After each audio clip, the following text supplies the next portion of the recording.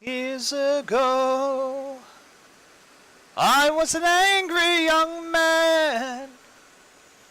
I contend I was a billboard standing tall.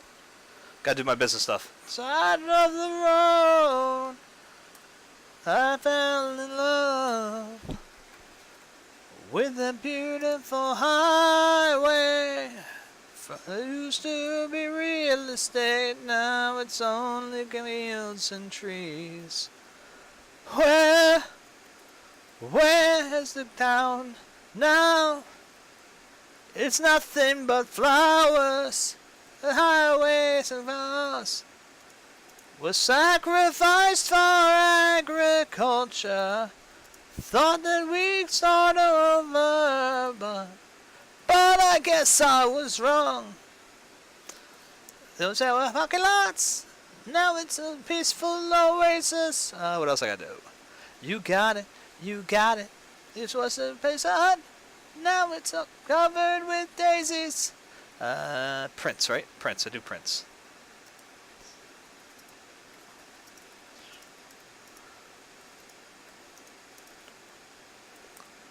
The web things fell apart. Nobody paid much attention.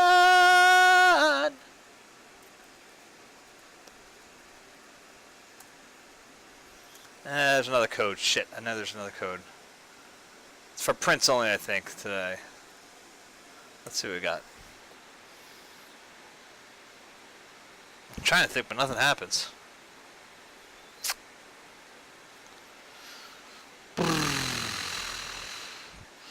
No, I don't want free shipping. Hang high, that's it.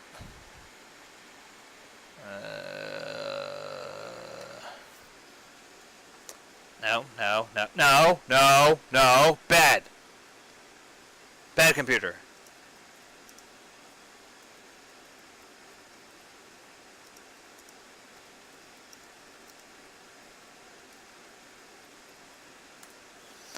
And then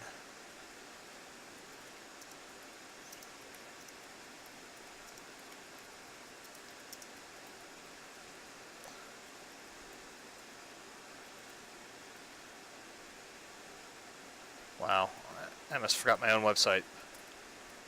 Pies, nachos, and chocolate chip cookies. There we go. Got it. You got it. There's the microwave. Now we just eat nuts and berries. You got it. You got it. Don't touch the discount store. Now it's into a cornfield. You got it. You got it. Don't leave me standing here. I can't get used to this lifestyle. That's what I'm looking for. There's my bitch. Let's do this one. Alexa, what's happening, bitch? Hello. It's 8:03 p.m. Here's what's up. It's 87 and partly sunny. Tonight calls for cloudy weather with a low of 74. Don't forget, there is Dr. Sackett tomorrow at 2:30 p.m. By the way, I just read an interesting story. UPI reports a North Carolina man has set a world record for a 65.9-pound cantaloupe. Do you want to hear more about that? No. Okay, then that's the update for now. What else do we need? We need ultramarine. We need ultramarine. That's what we need. As I've said it. You know the blues got soul. Well, the blues got a baby. And they named the baby rock and roll.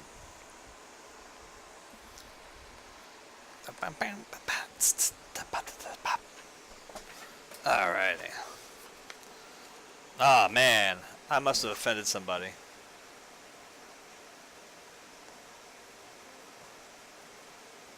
Yeah, they went to try to see if their Echo Dot will respond to "What's up, bitch?"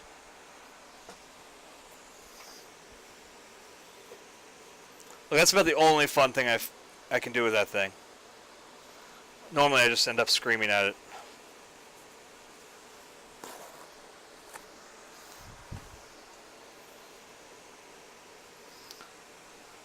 You know it's bad when my fucking cats get freaked out by it sometimes when it goes off for no reason. Like, they know it's not supposed to go off at that point, and they're like, what the hell, man? Yeah. What a setup. You know the blues got soul. Shane Cox said it. You know the blues got soul. Speaking of soul, rest in peace, Queen of Soul.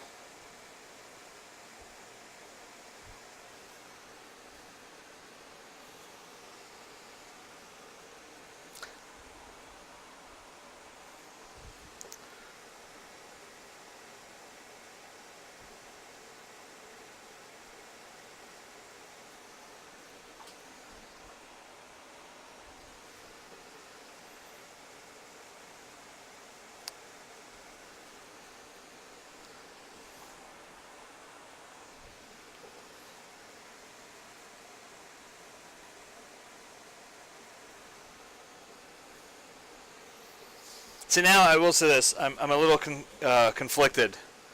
One of my favorite things to post every Christmas is the... Oh, I'm just trying to level that out. Okay. Level out. We're going down. Anyway, one of my favorite things to post is Aretha Franklin's. Like, so it's a wreath of Aretha's face. And I love that one. I've always found it funny as hell. You know?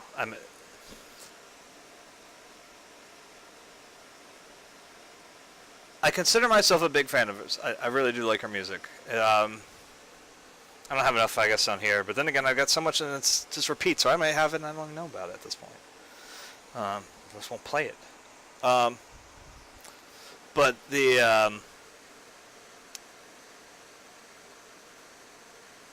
I know I got some on my Google Play. But anyway, I'm keeping it away from myself. Yeah, I'm trying to talk about.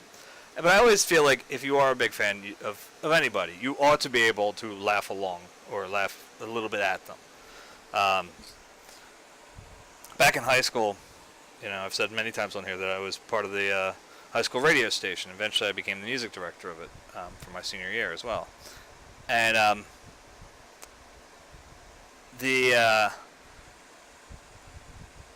thing that cracked me up was that people would look at me like I had three heads whenever I would play Weird Al Yankovic's Smells Like Nirvana, because I was such a big Nirvana fan, you know. And I mean, like, I can't even tell you how many, like, I literally have lost track of how many Nirvana albums I own.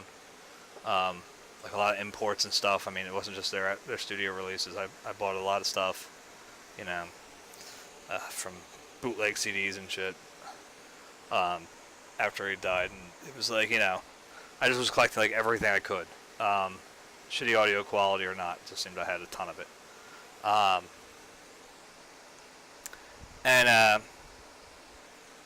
So people found it very weird when I would play Weird Al Yankovic. I'm like, dude, you know, first off, as I recall, Kurt found it hilarious. So yeah, it's like I have no argument at all with playing that. You know, like, if he found it funny, then I can find it funny too. I don't know. It seems illogical to not, like, be able to, like, poke fun at the thing you love. I don't know. I mean, look, if you end up in a serious, you know, relationship, whether or not you believe in the Institute of Marriage or whatever, I'll let that all slide. That's all somebody else's. You know, that's all your guys' own calls. You know. But you just get serious with somebody. If you can't bust on them for their little idiosyncrasies and shit, then you're doing something wrong. I mean, let's put it this way. They ain't the one for you. You know? If they get offended by it, or you just don't feel like comfortable enough doing it, or whatever, you gotta look elsewhere. Jesus Christ, I don't think if my wife didn't find me, you know, the ability to laugh at me and give me the ability to laugh at her, holy shit, this relationship would have ended a long time ago. I think I mentioned it on here the other night when I was, I'd come back from karate, I think, with my son, and like as soon as we got in the house, Vince and Sophia were like at each other, like bugging the shit out of each other. And my wife just exasperated, just why can't they just like, as soon as they're in the house together, they start irritating each other. You know, they start bothering each other. So why can't they just learn to just not bother each other? And I said, I don't know. I said, I mean, it's because like you and I can't even be in the same room together and not have, you know. I think she thought I was going to go with, you know, and not have Sophia come bother us, because pretty much that's it. If Heather and I start talking, like Sophia's here on our, you know, all up in the mix. But what I said instead was that, you know, I was like, you know, you're always bothering me. I bother you. And I was like, yeah, you know. And I started telling her all this, like, you know, all this bullshit. Meanwhile, like, I literally, like, climbed on, like, over her, like, on top of her, like, you know. And she's all dressed, don't worry. Nothing happened. Even did. Mind your business. Anyway, no, nothing happened. You know, and I'm sorry how easy I am to deal with, and, you know, that she's bothering me all the time, and you see, that's the irony of the statement, and she finds that funny, and I guess I thank God. She couldn't laugh at me then.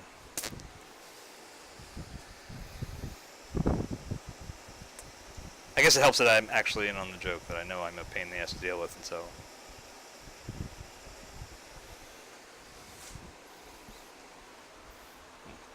I've lost count of how many times she's got to deal with my whole, like, I'm just going to go to the museum now, or whatever, like, kind of thing. Yeah.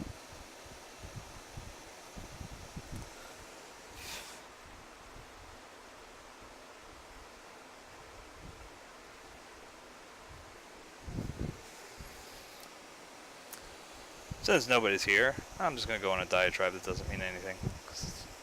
But it's something I need to say. I need to get it off my chest. Why is it in 2018? It's 2018, for God's sakes.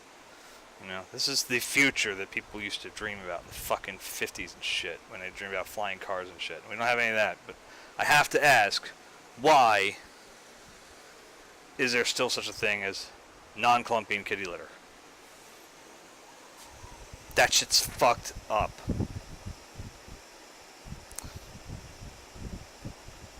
And the reason I'm bringing this up, the reason I'm actually, like, borderline offended by this, was my wife and I were in ShopRite, like, you know, a few weeks ago, and, you know, we see, like, a really nice sale, like 3 bags of 20 pounds for kitty litter for, like, I think it was like $12 or something like that for the 60 pounds. I was like, fucking A, man.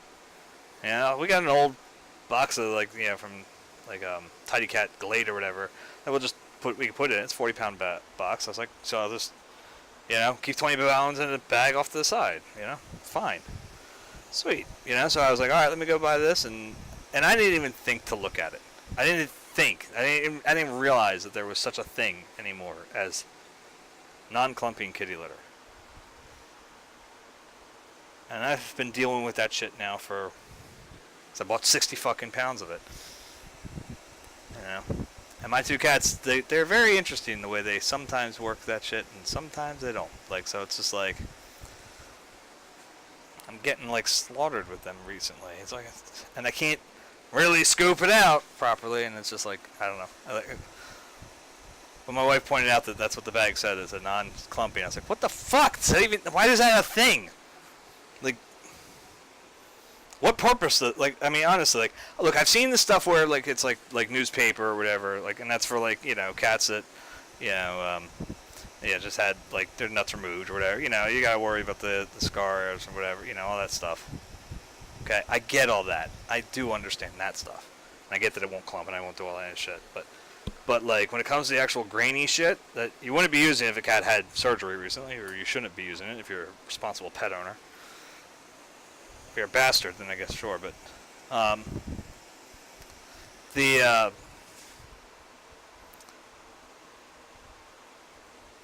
was just amazed. I was like, literally, like, I had no idea why the fuck something that's stupid still exists.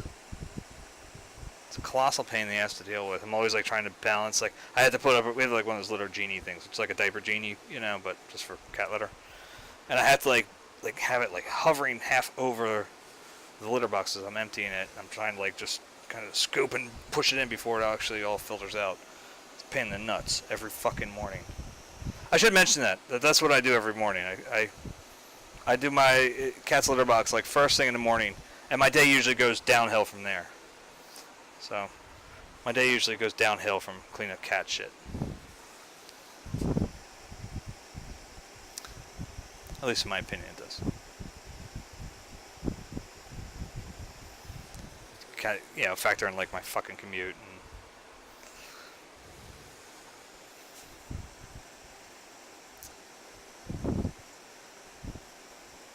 I did find a new thing. Thank you to Sunless Khan, by the way, for his video pointing this out.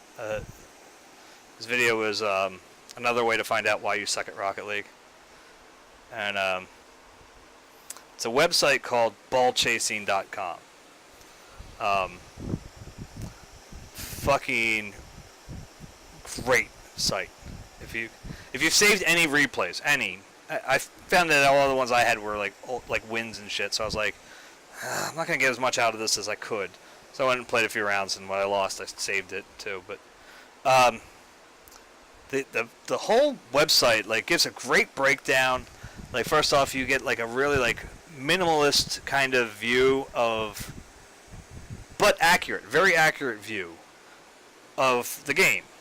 So what game you played, you'll see little cars that look like they're like, I mean, like, reminds me of, it was called Road Rally for the Nintendo, like the original NES, you know, the original NES.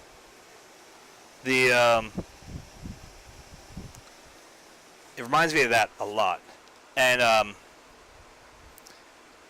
but you know, so it shows you all the car flips, it shows you all that stuff, it shows you when you fly, all that good stuff. When you get demoed, you'll just see your car kind of jolt way across the screen. But it really does give a good breakdown of what's happening. And then you can like pull up stats, and you can see how how much boost you use, how much boost you use compared to everybody else. You can see how much possession you had of the ball, how much time it spent in your end versus how much it spent in the other end. It's really a great site. If you play Rocket League at all and you want to improve, the only thing I don't know is like it's definitely seems to be oriented to PC, as most of this stuff, like these types of mods do, tend to be. So if you play on, Xbox or PS4, I don't know if you can use it, to be quite honest with you. The only potential I think you could have is if you play on the PS4 or Xbox and you can export your saved replays to like an external hard drive. I think it might be able to load from there, but it seems like you still need a Steam account, so it may still force you to sign up for Steam at least, even if you don't really play on the actual, a Steam account. I think you might be able to do it without, but it looked like you needed a verification of your Steam account.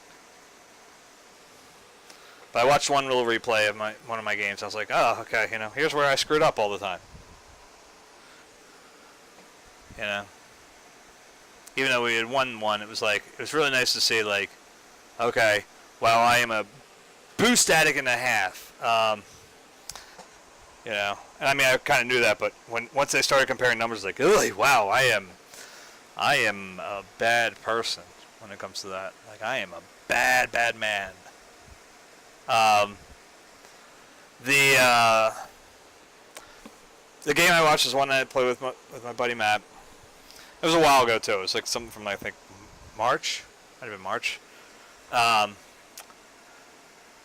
mean, we whooped ass in it. It was a really good game for us, I guess. But like I said, I don't think I'm going to learn as much from the games I win at versus the games that I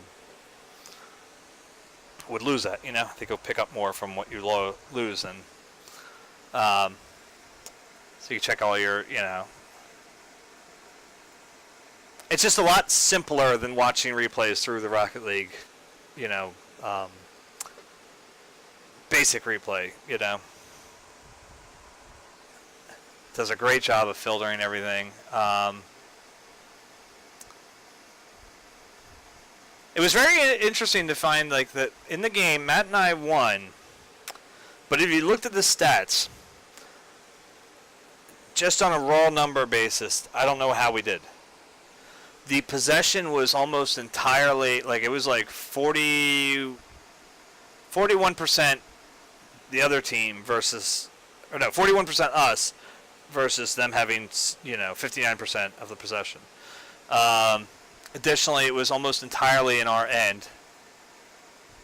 And it was like, whoa, like that was like really kind of shocking. It was like, whoa, whoa, whoa, like how the fuck did this happen? Like everything was tilted in their favor technically, but we won via forfeit, like 4-1, I think, 4-0, something like that. In that game, I was like, okay, all right,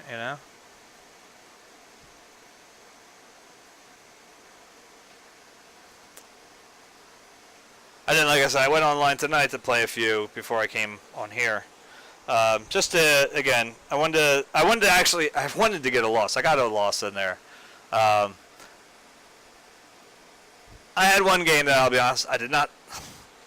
We lost 4-0, and it was at 3:50 second, 3 minutes 50 seconds left to go in the game. So we left quickly. That game sucked. We got rocked. It wasn't me and Matt, it was somebody else.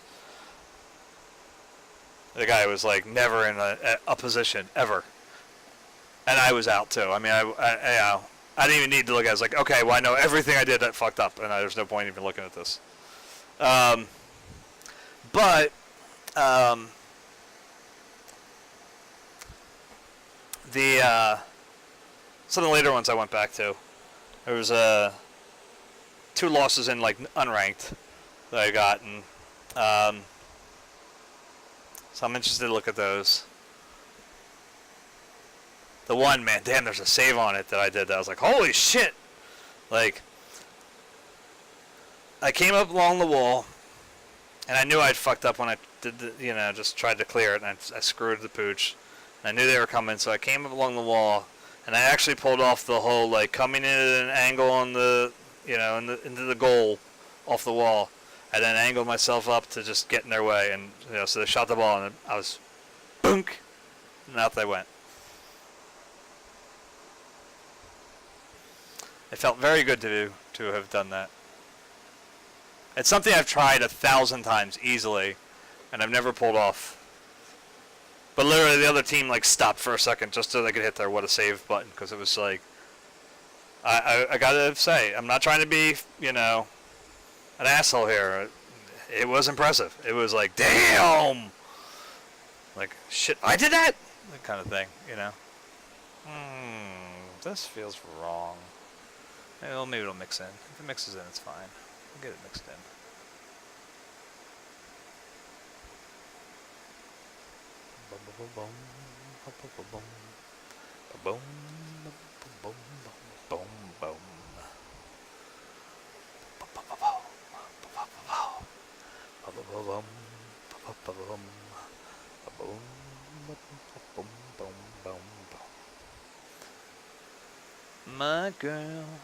My girl, don't lie to me. Tell me, where did you sleep last night? In the pines, where the sun don't ever shine. I would shiver the whole night through. My girl, don't will you go? I'm going where the cold wind blows. In the pines, where the sun don't ever shine. I would shiver the whole night through. My husband was a hard-working man, just about a mile from here. His head was found in a dried-up well but his body never was found. My girl, don't lie to me. Tell me, where did you sleep last night? Told you nobody's gonna talk. I'm gonna scuttle in the pines where the sun don't ever shine. I would shiver the whole night through.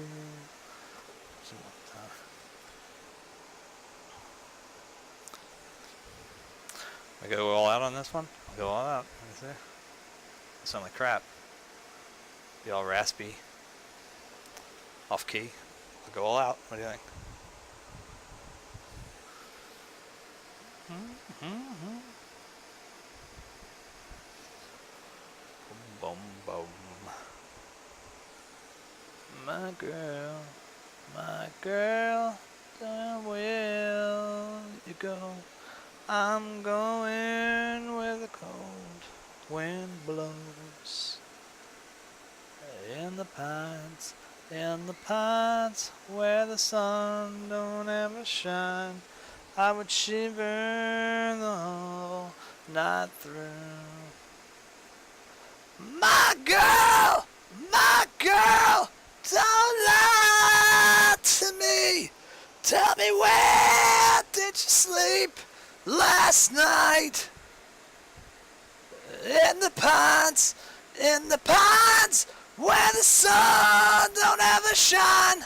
I would shiver the whole night through. My girl, where will you go? I'm going where the cold wind blows. In the pines, the sun shine. I would shiver. Oh, night through.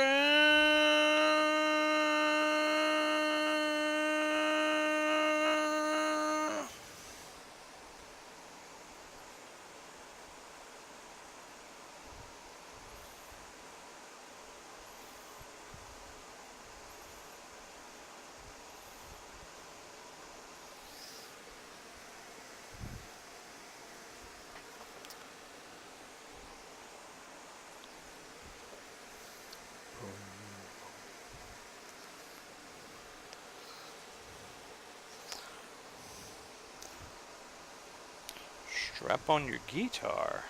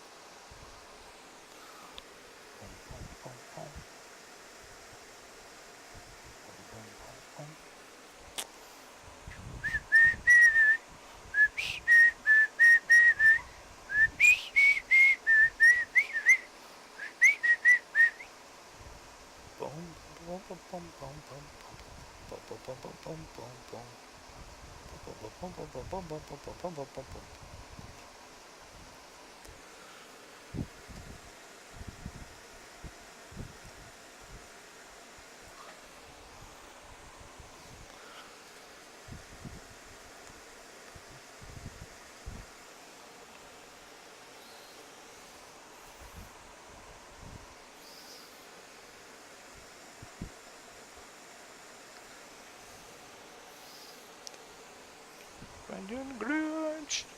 You know what? I just noticed that I seem to get more response when I do this. I destroy. Good. Kill him now. Alright, let's see here.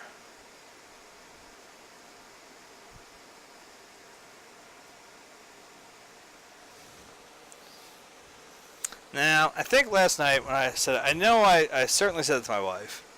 I was bitching a little bit about some of the customers that we have. And I don't like to bring it here. I really don't. I really don't. I really, really, really don't. But it's got to be said. I said to my wife last night, and like I said, I thought I mentioned it on here. You know, I had a customer that wanted me to make a drop-dead date of something that was a month ago. In other words, it can't be done. They wanted to see if we could ship it by. And what they posted was July 21st. And so I replied back to her, you know, and said, hey, you know, you didn't tell me what part you want delivered by, whatever date you're looking for, and I'm assuming that that date is not July 21st. I'm going to assume that was a typo, because we can't make that date without a DeLorean and a flux capacitor. I also did not feel like explaining that technically, if we were to try to deliver on July 21st, when we actually shipped it, if we were actually able to achieve time travel, would be irrelevant. You know, we could make the damn thing in 2021 and ship it to them and have it delivered on, you know, were we actually able to do time travel. But I was like, dude, I'm not trying to explain time, you know,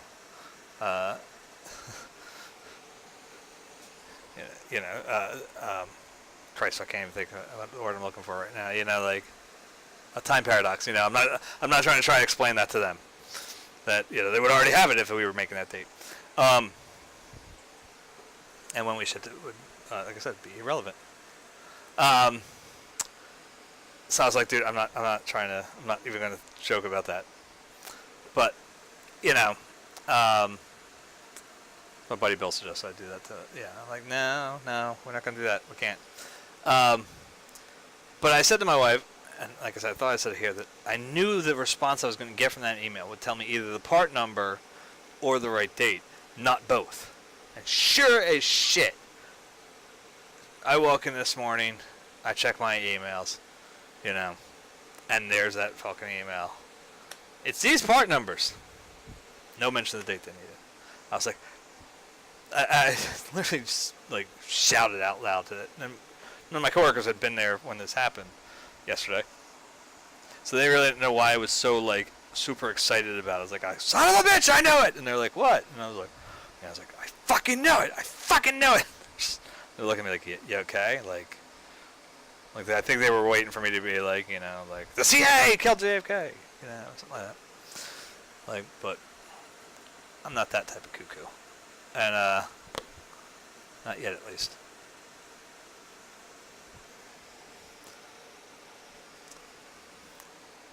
But it was just like I said, absolutely, she did exactly what I said she was going to do.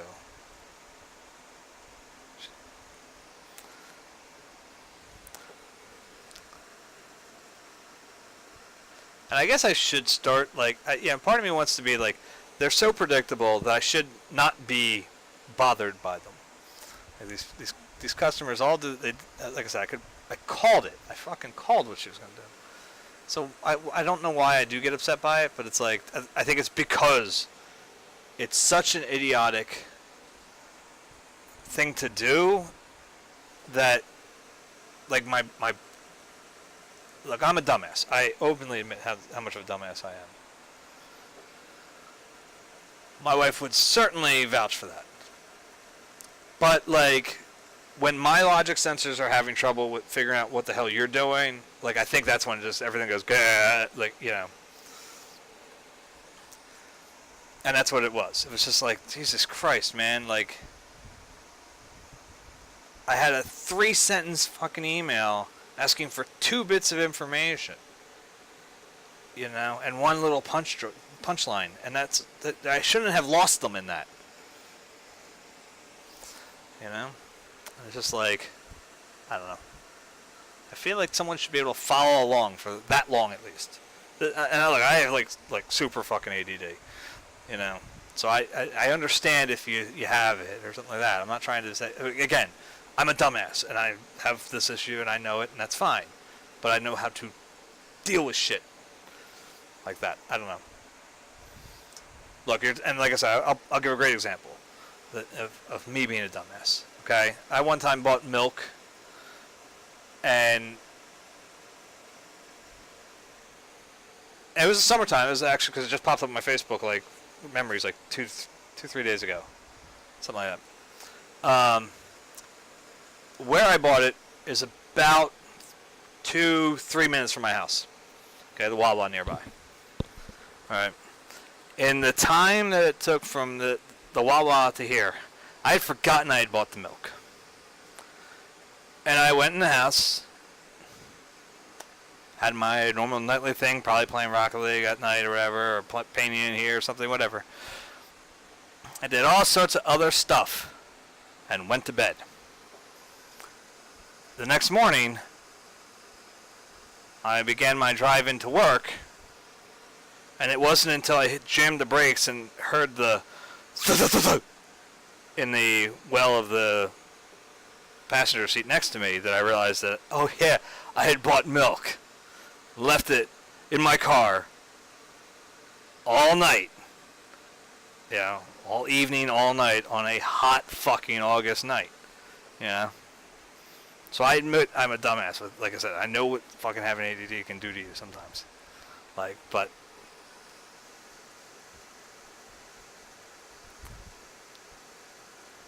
you write me a 3 fucking sentence email, I will respond to all 3 sentences. I'm that good. Even in his youth, it was nothing. Kept his body clean, kept his body clean, kept his body clean, going nowhere. Daddy was ashamed, Daddy was ashamed, Daddy was ashamed he was something. Disgraced by the name, disgraced by the name. Leaving for you're through. I've got nothing left to prove. If I die far away, oh, but don't come back the same. Even in his youth, even in his youth. We need something there. Right here, there's too much. Daddy was ashamed. Daddy was ashamed. Was ashamed he was something. Disgraced by the name. Disgraced by the name. By the name he was nowhere. Believing for you're through. I've got nothing left to prove. If I die far away, I hope I don't come back the same. I do love bushes like this, like bushes and trees, when I can just kind of play with them. There's a lot of like, yeah, I like to talk about the hidden colors kind of thing, you know, that the whole reason I rant regularly about, you need to go see paintings in person. If you've seen them online only, you know, you've seen prints or whatever, you know, not like, prints, you know, like, you know, but you've seen prints of, you know, Starry Night or, you know, Water Lilies or something like that. You have not seen the painting. You may like the print of the painting, but you cannot say that's my favorite painting because you've never seen the painting. I know it's like a weird little, you know, bit of semantics or whatever, but it really is important. Because you may see it in person. You may see something that suddenly you either absolutely love or you figure out that you despise.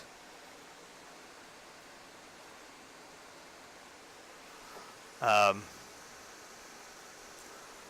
I think I might be able to call that one. I'm feeling pretty good about it.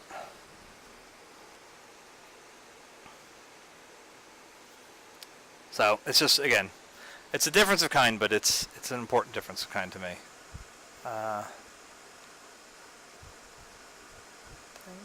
Garage. We did this one the other night. Let's take that. Music. No, skip. I didn't pause it. I skipped it. There we go.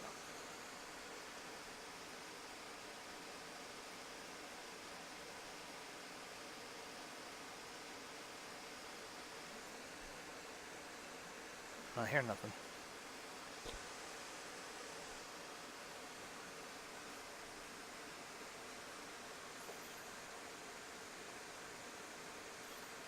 Hello? Lucy? Okay.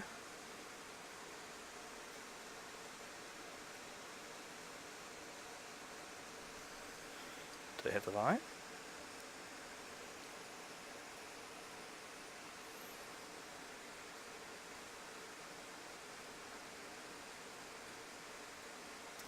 Hello?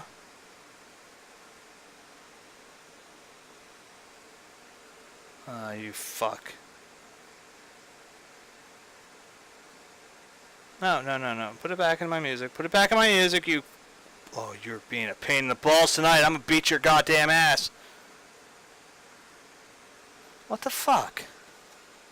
Ugh.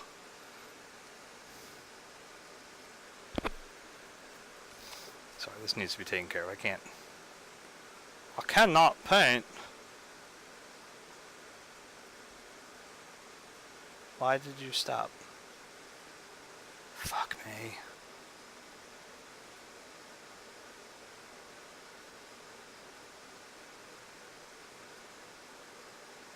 Yeah. Yeah, great. You fuck. You fuck. Damn it. Things are going cool too, and I tried to fucking skip one goddamn song, and this thing fucking... A song it plays like 3 or 4 times a day when it tries to fucking do this shit. Anybody else has this fucking issue with fucking Amazon Music? Like, seriously, their shuffle sucks balls.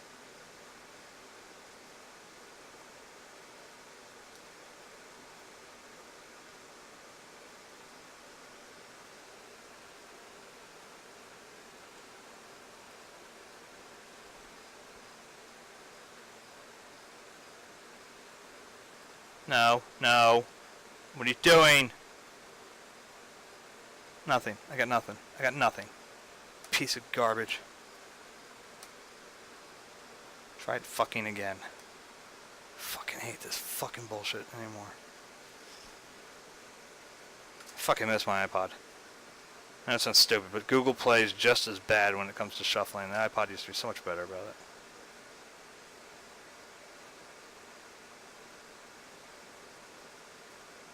Try it the fuck again. I wanted to listen to that fucking song. What are you muted up there for? Unmute site. How the fuck did I mute the site? How the fuck did that happen?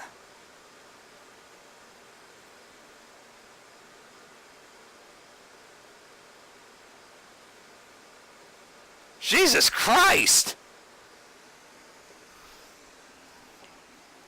Then I am the one exterminated son. It's been through the trees, tangled in the breeze.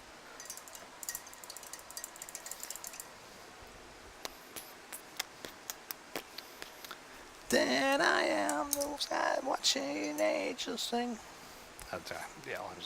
Yeah, rain the worm, dig through the ditches and burn through the witches and slam in the back of my Dragula. Dig through the ditches and burn through the witches. Dragula.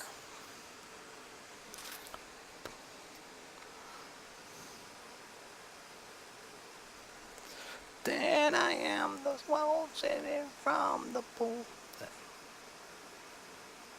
As you bleed. Forget the lyrics. I'm all flustered, that's why. I'm all discombobulated. Then I am the rat feast upon the cat. Tender is the fur dying as you pert.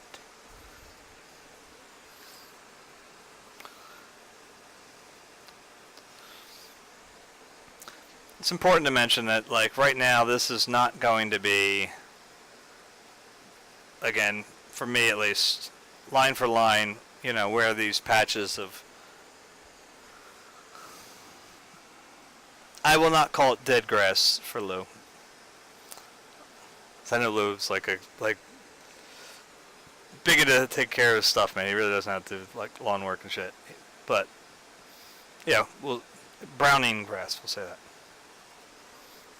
Right, to the Cradle crack the bones, 21 to win.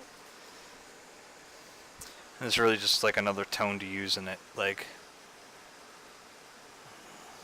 Then I am the rock of hell, you cry. Fall on your back, I can never die. Dig through the ditches.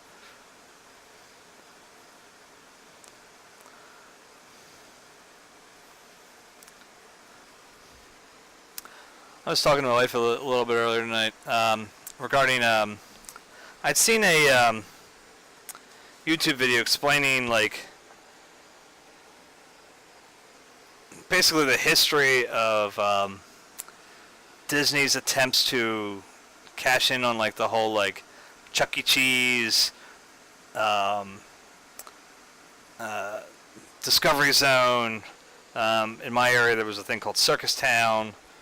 There was something else besides Circus Town. I gotta try to remember what that. Celebration Station. That's what it was. Damn it! I knew I was thinking about it earlier, and I couldn't forget it. But it was interesting because I didn't know Disney had tried that. I guess they had a few like test sites in California, and they never really did anything because it just like a lot of people complained about them. They felt they were cheap Disney experiences, so to speak, and so Disney was just like, nah. But it was also like kind of that which led to, like, say, the ESPN restaurant. They had a few of those, and they were talking about how that, popped up but then went away too. And I'll be honest, that's kind of a loss for Times Square that that's not there anymore. So I really did like that one. Food was pretty good. I mean, it wasn't like, it's chain food. I mean, it's not like, soon, man, soon this painting will be done, and then I can get my capture card. Anyway, I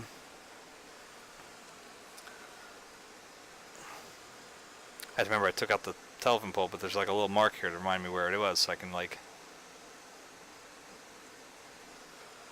Candles red, I have a pair.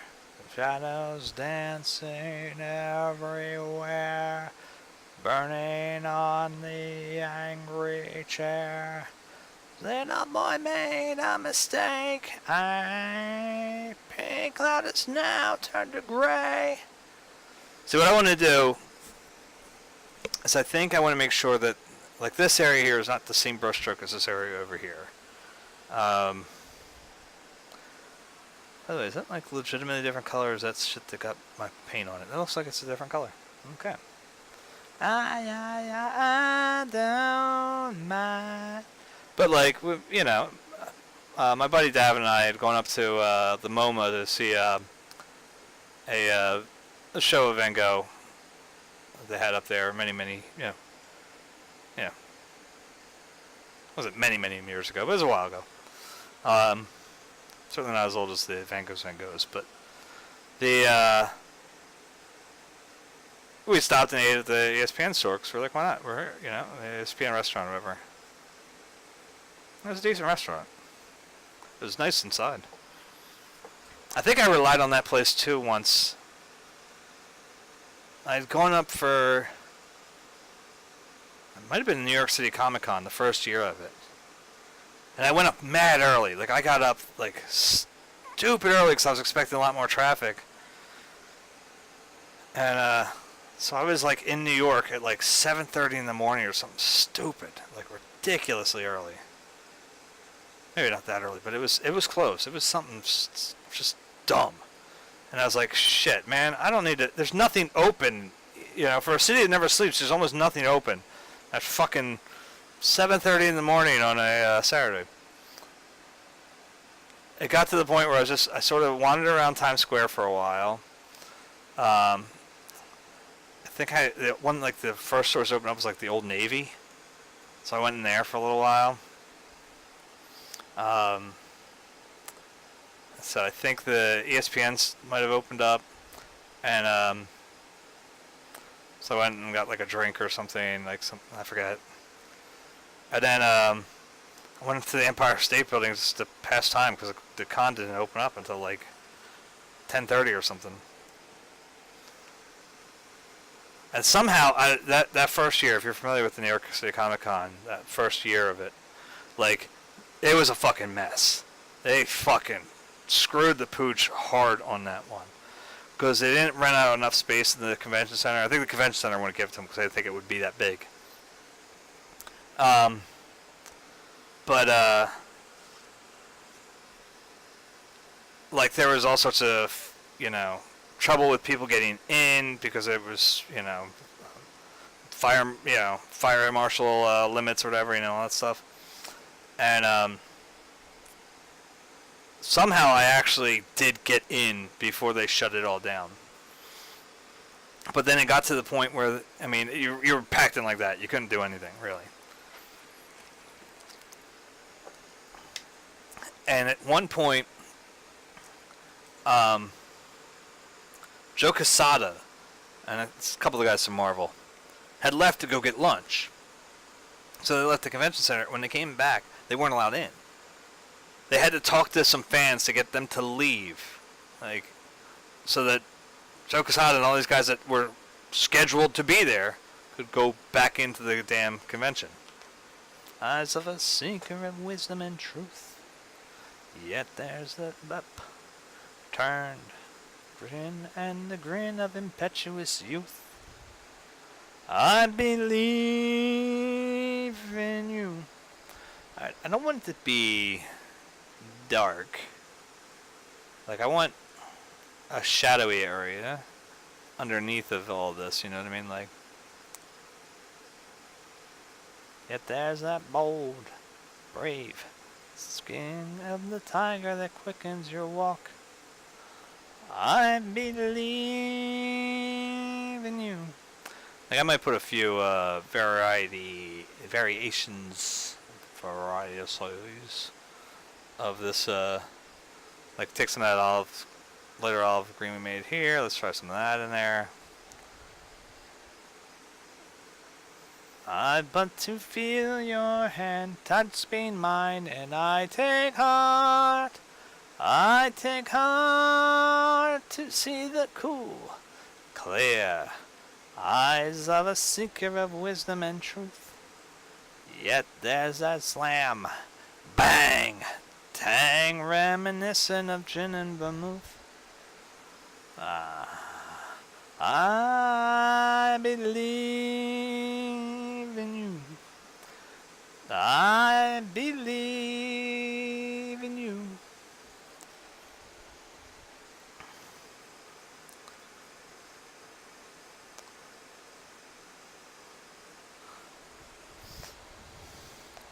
I believe in you. I believe in you. I believe in you. And I'm not even sure it's necessary to fill it all in. We did put some of the yellow down there before for that very reason.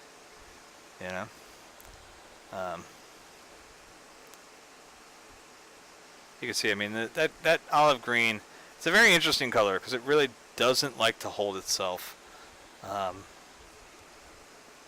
very often. So it'll mend, and blend quickly in with stuff.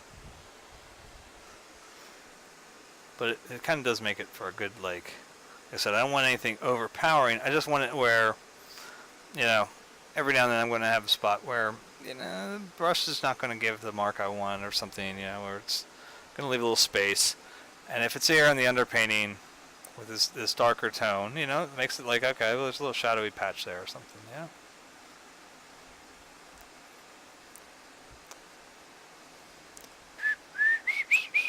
Well, I'm talking about it, talking about it, talking about it, talking about it.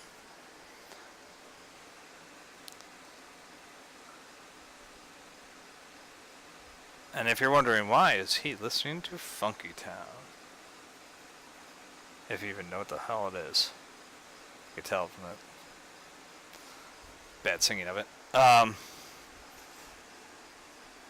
don't know why I love this song. I have always loved this song. They wanted me to get rid of this on the, again going back to when I was on the high school radio station. I was music director. They wanted me to get rid of it. I was like, oh, fuck no. And they're like, what? I was like, oh, hell no. I was like, but Brian, you listen to like nothing but grunge. I'm like, yeah. And I also listen to Funky Town. And Lowrider from War. And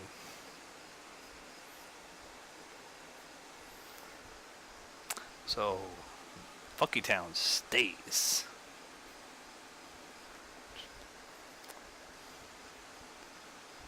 Won't you take me to Funky Town? Won't you take me to Funky Town? Won't you take me to Funky Town? We could probably even throw a little red in here. Yeah. We could get all sorts of fun colors in here, actually, if we wanted to. I take some of this little crimson here. And just throw a few spots in, because what will happen is, the green will kind of go over it. Like the lighter greens that we'll use. And it kind of makes it look like a nice red earth, like...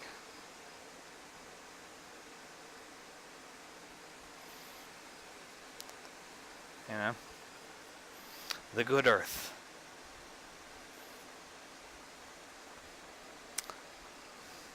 This is why I didn't really go too much into it earlier when we did the underpainting, because I was like, dude, we're going to hit this with all sorts of crazy shit in the underpainting later. And I'm like, there's no point in... I want it now like this, because this way it's wet, it'll mix in together, they'll play around together, This yellow was sort of like just like a stand-in. And again, it's got its own purposes. Again, there's going to be, a couple spots where it'll play out nicely. Chicks dig it. And you're saying, Brian, I don't dig it, I'm a chick. And you're going, oh, yeah, well, that's how my wife and I met. It's not how we met. She hates when I tell that story because she knows it's a lie, and I know it's a lie.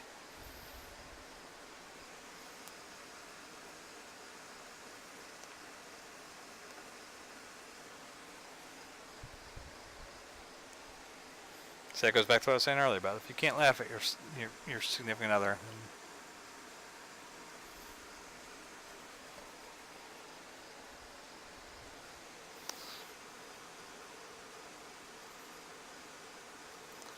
Really anybody in your life, not even just your significant other. You can't laugh with literally poke fun at your friends or your family or any of that stuff, and you gotta learn to do that.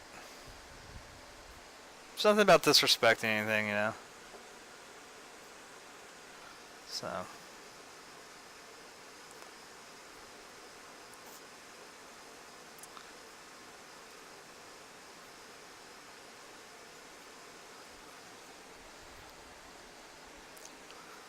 Bing-a-ding, won't you take me to Funky Town? Won't you take me to Funky Town? Won't you take me to Funky Town? Funky Town. And throw some of this lighter green in there. What? Why not? I mean, they're all going to come back on top of each other later on, too. But, in little moments, you can always get this extra little bit in.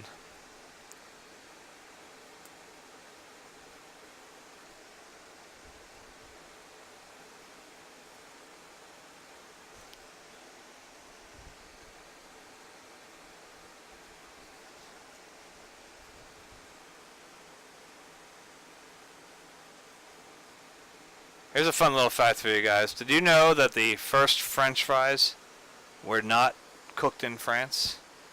They were cooked in Greece.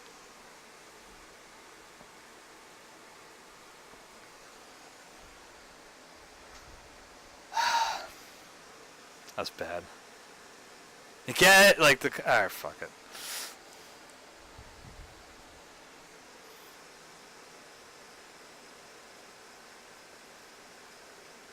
It's not that happen when I only have one viewer and they're not talking. I'm gonna make a bunch of stupid fucking jokes too.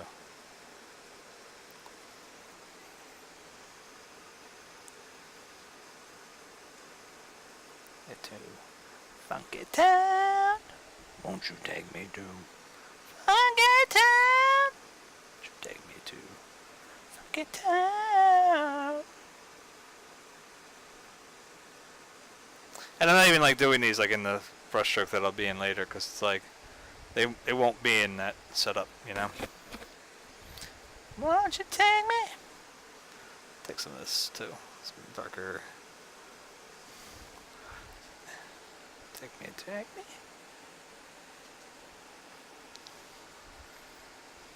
Don't wanna go to funky town. I wanna go to funky town. I wanna go.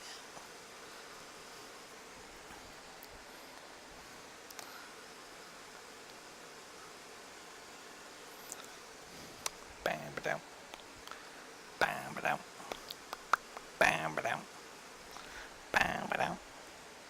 Bam ba down. Bam ba down. Bam ba down.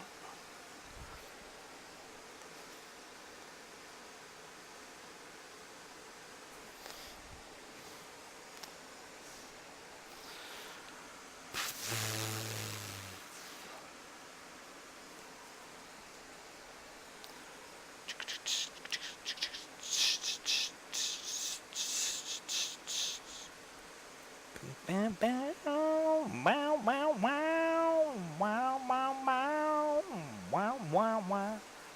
White man came across the sea. He brought us pain and misery. He took our tribes. He killed our creed. He took his gain for his own needs. We fought him hard. We fought him well. Out on the plains, we gave him hell. Gave too much for creed, or will we ever be set free?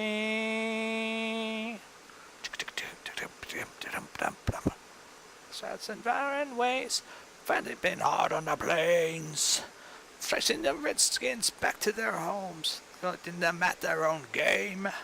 Murder for freedom, stab in the back. Women and children are cowards. Attack! Run to the hills. Run for your lives. Ugh. Run to the hills. And for your life. In a barren waste, hunting and killing's a game. Raping the women and rising the men, the only good Injuns are tame. Selling the whiskey and taking their gold and serving the young and destroying the old. Run to the hills. Run for their life. Run to the hills. Run for your life.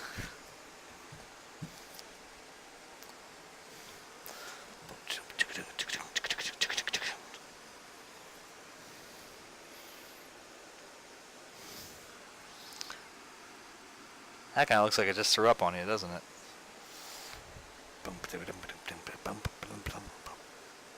Like, what the fuck is he doing there? Time is 9:04.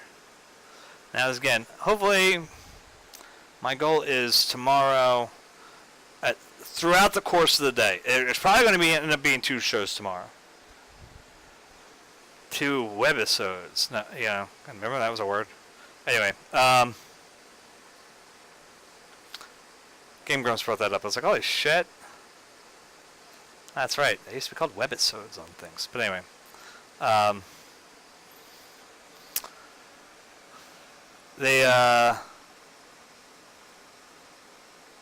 early days of the internet. Anyway, there will probably be 2 shows tomorrow in like 2-hour sets, probably. That's what I'm guessing. Probably 1 in the morning, 1 in the evening. We'll see. It's just I have a doctor's appointment at 2:30, so I gotta leave here by 2. So if by But I also take my car down for the inspection and all that other fun bullshit at 10. So there's only like, 4 hours if I were to be back here at 10. And I'm guessing that's not going to be how it's going to work out. Plus, I know my children will want me to go out for, not for blah, blah. They're going to want me to go out for lunch or whatever, get McDonald's or something. I know my children.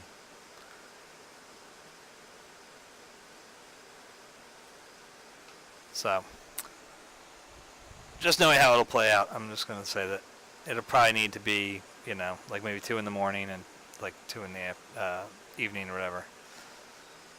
Which I don't normally do on Fridays because usually I'm at work in the morning, and then in the afternoons I'm so pissed off and angry that I just want to see the world die. Not quite that bad, but sometimes it gets that bad. Like I said last night, after I picked up my copy of Infinity War, I thought to myself, damn it, man. That would have been a happy ending if that really happened. Be rid of, I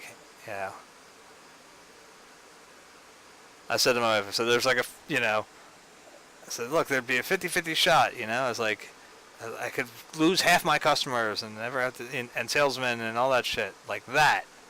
I don't have to worry about them, I said, or I'm the one who blinked out of existence, at which point I don't give a shit. Not my problem anymore. They can't dock me pay. Where's Brian today? Oh, he was Thanos snapped. Son of a bitch. You ever wonder how insurance works in like superhero worlds? I wonder about that a lot more than I probably should.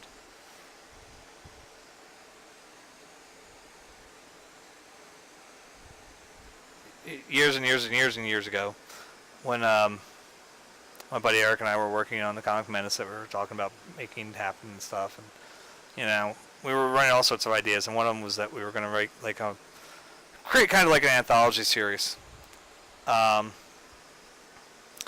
where we could just tell weird little like artistic, crazy ideas and just let them, like very Twilight Zone-y or anything like that, where it's like every issue you might have like 3 issue stretches or something for a story, but that's about as far as it would go. And the next time it wouldn't have anything to do with whatever was in the game, one before it. And we had been talking about all these different things, and one of them was to do like a guy who is like a claims adjuster, in a world with superheroes, and how much that how much that must suck. Like, think about like just the MCU, like just the cinematic universe, because they don't have near as many superheroes or anything like that, and they have not had as many climatic and traumatic. Trying to like do 2 things at one time. Certainly not as big traumatic things have happening. Even though they've had some pretty big ones, if you think about it. Like, you had you think about, okay, alright, Iron Man, like the first one, whether or not somebody was really aware of what was happening, but it was a smaller, crazy thing that happened, alright? But then you had, like, the Incredible Hulk, which they've sort of disavowed, but sort of didn't, they mentioned it in Avengers, but not really, but then, Thunderbolt Ross is still the same guy, so, whatever, it's kind of weird. But anyway, alright, the Hulk is attacked by the military on a college campus, and then busts up Harlem. And it just sort of is accepted. Nobody really said anything else about it at any point. And it's never mentioned again. I don't think they even mentioned the Hulk at all in, and maybe it was in a passing thing and I missed it, but when it came to Luke Cage, they don't mention that, a few years ago, the fucking Hulk came smashing through here and busted everything up, It's all fine now again, you know. And maybe there was. I don't know. I'm trying to think, but I don't remember it. Maybe Miranda said something or whatever. I don't remember. But anyways. Alright, you know. Fine. But once you start getting into like the idea, like for the first Avengers movie, okay, a fucking alien invasion happened and destroyed a good portion of the city. I mean, just demolished it. There's shit blown up and buildings and giant monsters that crashed into things, and they'd have to figure out how to tow them away. Yeah. Alien technology is like lying all over the place now. You know, you got all sorts of weird, crazy shit that would be happening.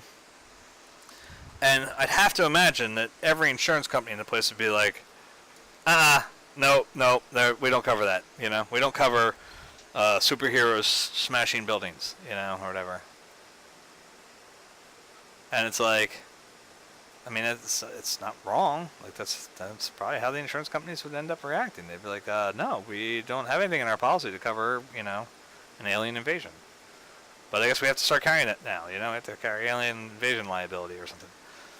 And then, you know, okay, they rebuild insanely faster than would happen in real life. I mean, you think about how long it took to rebuild, I shouldn't even say rebuild it, to build a new World Trade Center, you know, how long did it take to actually open it up, you know? So, okay.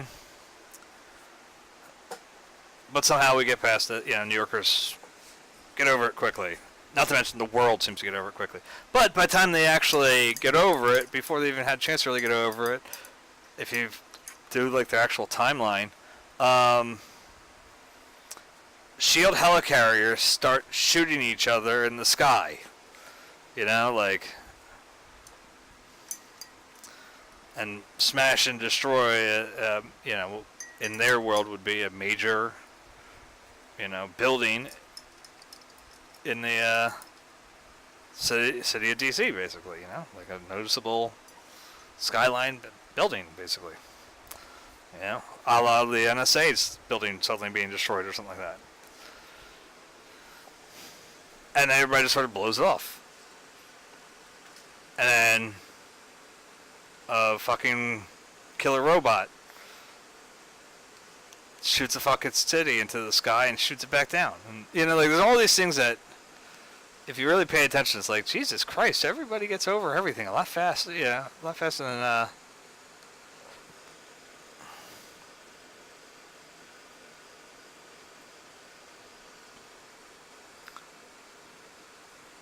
yeah. Sorry, I'm getting a comment on something from Facebook. If anybody hasn't seen the picture of the dog Thor Michelson, who was running for some sort of office, I think in Seattle, or just outside of Seattle. It's beautiful. And I made some comments about, like, campaign slogans for the dog. You know, like, Thor Michelson, he's a good boy. Thor Michelson, he'll take on the fat cats in Washington. What do you mean they're not actually cats? You sure? Yeah, stupid shit like that. You know, in France, they consider me a comedic genius. And meanwhile, there's somebody from France in here like, no, we do not! You are a stupid fucking American. You dumb shit.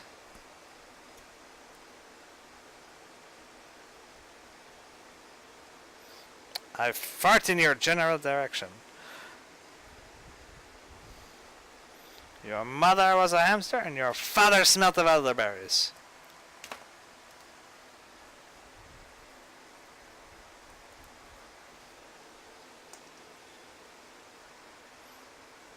I know this camera's bad, but that's permanent green medium and that's permanent green light.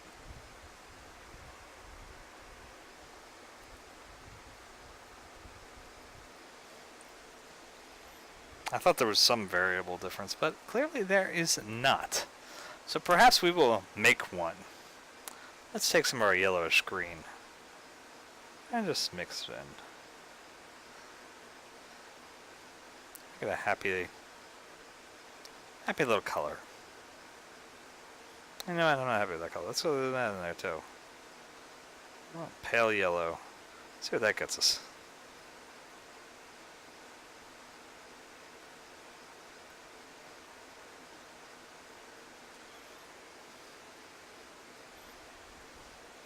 Let's have some more of it. I really don't need it. I mean, that was the house color, right? It was part of the house base tone or whatever.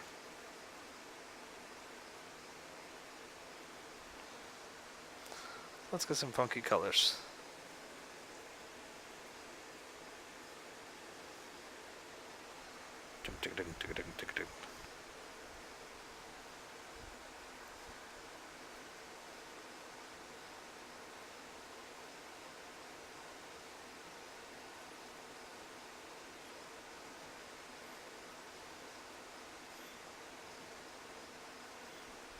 I like the sign of Thor Michaelson's, yeah, from the picture and the that's on there. It always says like, Thor Michelson is against vacuum cleaners because they freak him out.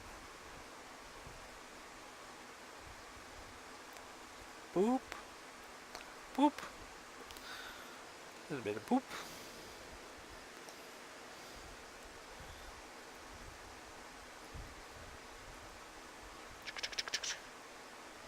Maggot brains.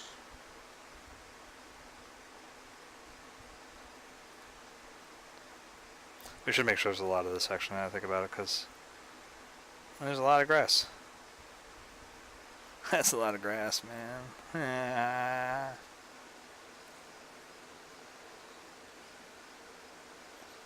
Anyway, get what I mean?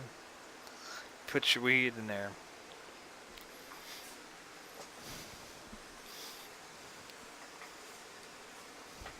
Old Rob Schneider sketch, nobody's coming with me? Huh? No? Okay, fine. Why didn't I want to talk to you anyway?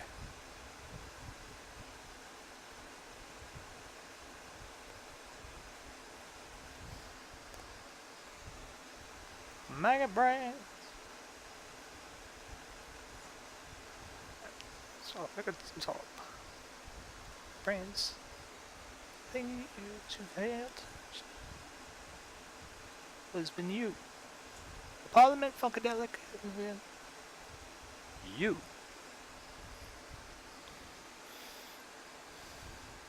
I do like that, since that sentiment. He says at the end of this, you know, like that, basically again, yeah, the album can be bought at the store, blah, blah, blah, but everything that happened tonight, yeah, has been you guys, not been, everything you felt, it's been you. I like that. Pop, pop, pop, pop.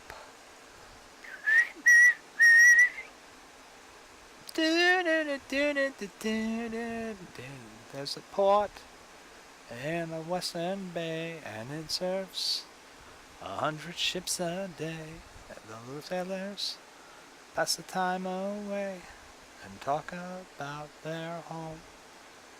And there's a girl in this harbor town, and she works laying whiskey down. There's a brandy, fetch another round.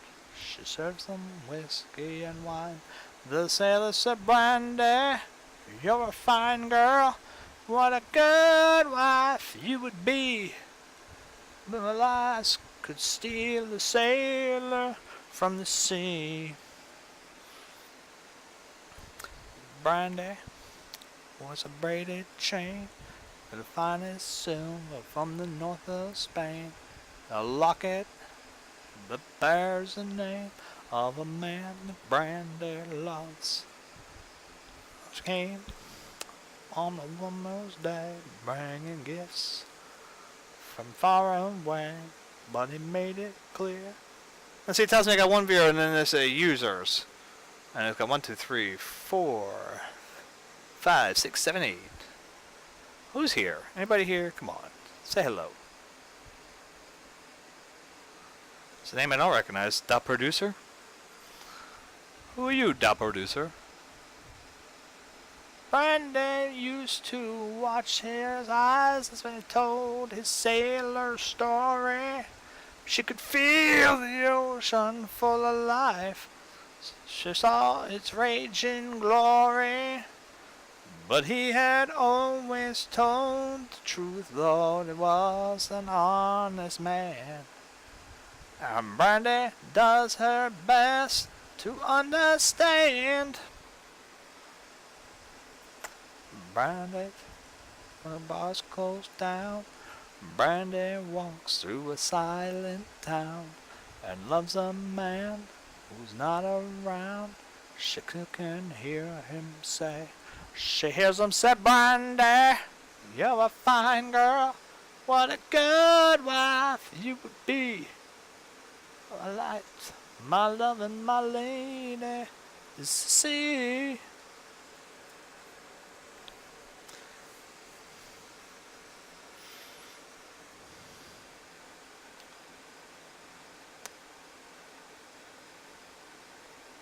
You know, I want to say, because I would like to know, it's really not that I want to say it so much as I just want to have questions about it, would be when you guys, like, if anybody hits like on this, or follow or whatever, you know, like, does the sound effect play for you guys like it's supposed to? Because when I listen, like, when I double check things, I shouldn't say when I listen, because I double check sometimes just to see what the sound quality was and stuff.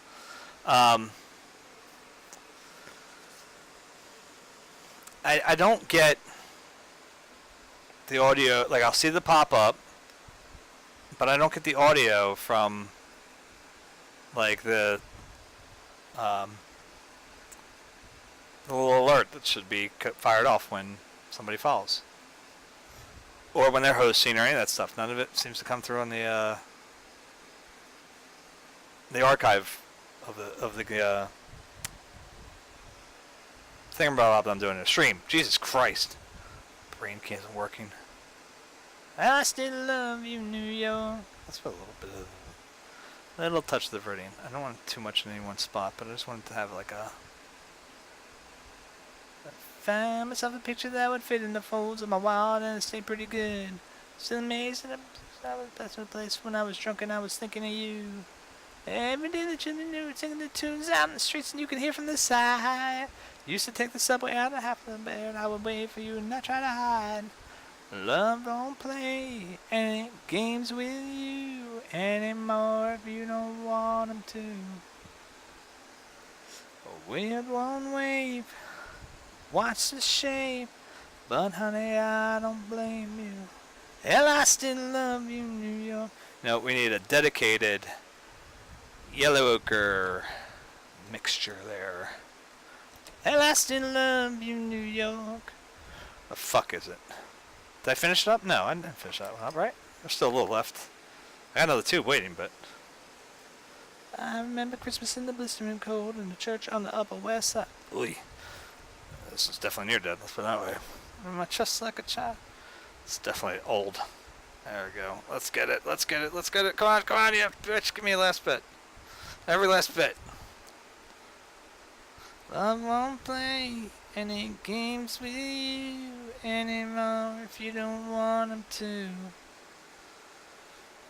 We better shame this whole thing out the door. I'll always be thinking of you.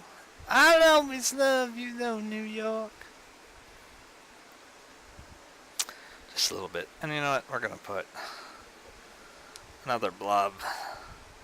Just to the white. Just somewhere I can tap it. For now. We'll have to get another one to mix for the road, I'm sure. It's going to be needed. I'm kind of liking the colors we're getting here. I just want to... I got to mind a little bit of green getting in this because it's, you know, it's grass that's yellow now a little bit. That's fine. You know, like, so it's going to have like a little bit of multiple tones in there. So if there's a slight greenish tint to it, that's all the better, actually. You know what? Let's actually try to encourage that. Give me a little green.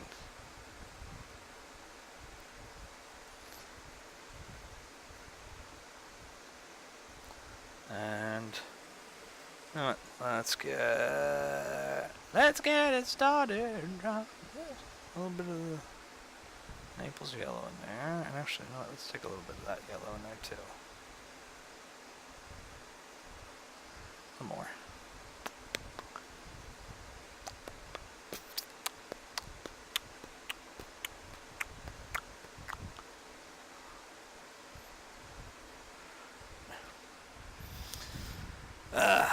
So this this weekend, there's the Van Gogh pop-up show at the King of Prussia Mall. So if you're in the King of Prussia area, it goes until early September, I believe. I gotta figure out a chance to get back to the art museum too. At some point, I really do gotta get back there, because that modernist exhibit's closing soon, and I would like to get in there one more time because I would like to have. Hopefully, they'll let you take photos. I don't remember if they do. I'll have to ask.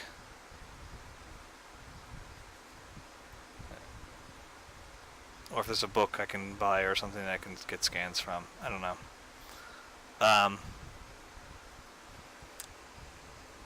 Because there's stuff that I wanted to talk about in a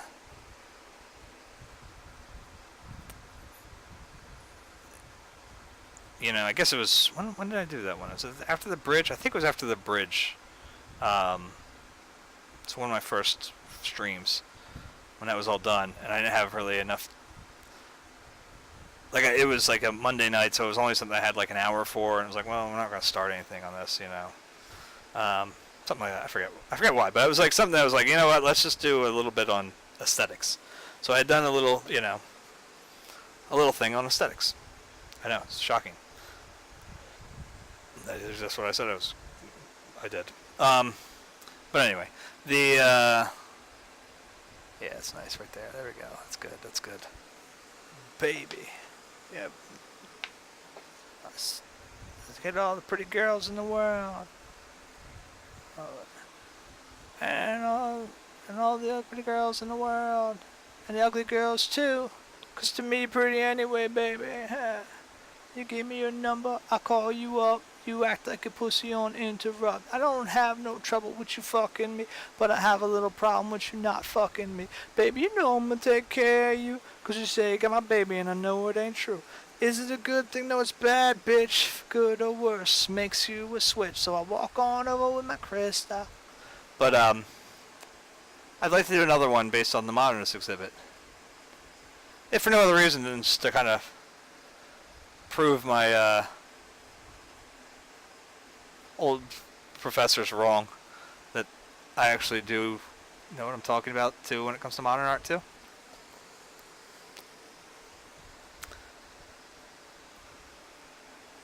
Some of my painting teachers really thought I didn't know a goddamn thing about it. Well, I said, hey, baby, I got your money. Glance at the girl glance at me. I whispered in the ear, you wanna be with me? You wanna look pretty though in my video. Oh, dirty, that's a hat, and I let you off. Just dance if I'm gonna put the Holy Ghost trance. If you stop, I'm gonna put them killer ants in your pants. Every eye, don't you be watching me. I don't want no trouble, 'cause I put you down in the ground where you cannot be found. I'm best old dog trying to make some money. So give me my sex and give me my honey. Radio play this all day, every day. Recognize I'm a fool and you love me. None of you know better look at me funny. No, you know my name now. Give me my money. Sing it. Yeah, sing it right. Yeah, sing it right. 31 is money? I think y'all should give him his money. That's how I like that word.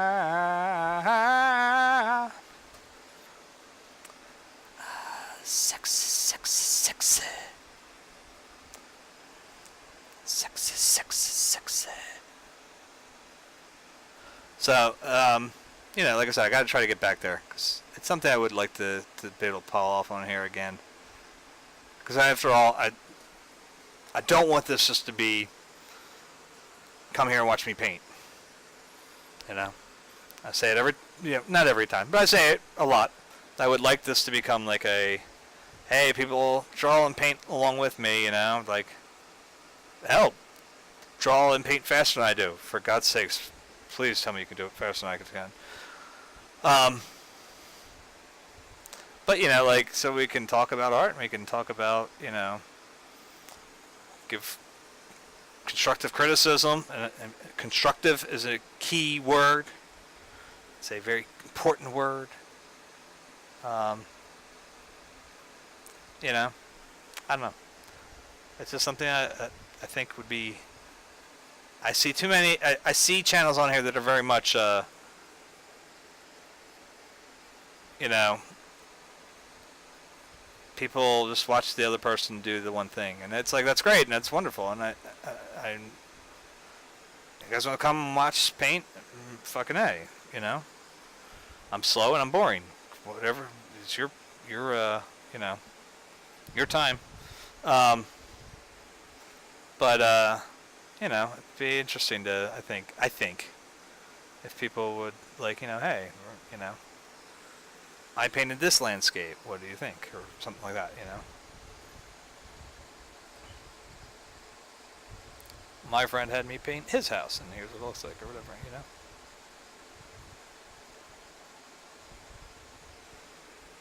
I don't know.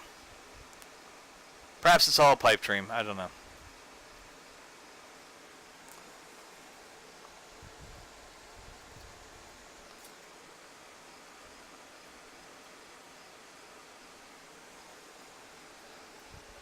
Like I look at, like, say I look at hope in conversations like last night with my magic pony. You know, just a young upcoming artist. It's like, yeah, here, like, let's talk about places to go, things to see. You know, like that.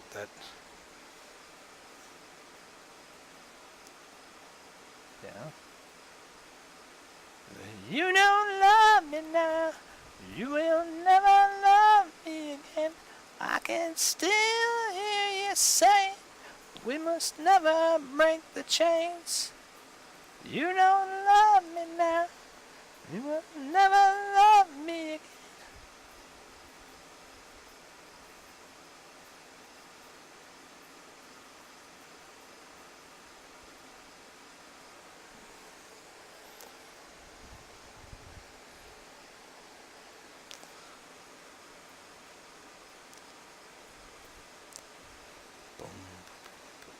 Listen to the wind blow, down comes the night.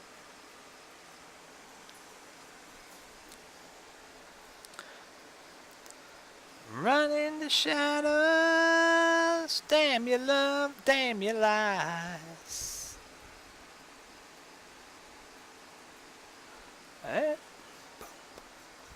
Break the silence, damn the dark, damn the light. And if you don't love me now, I can't still.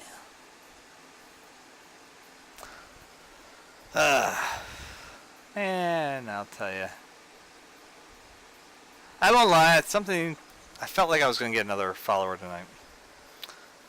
Maybe, I mean, it's still time, but right now I only got one viewer. Whoever you are, I'm thankful you're here. Don't get me wrong.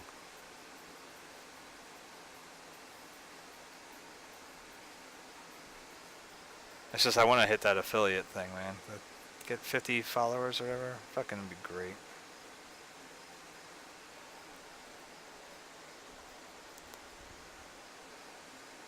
Because sometimes it just feels like you're kind of yelling into the wind, you know?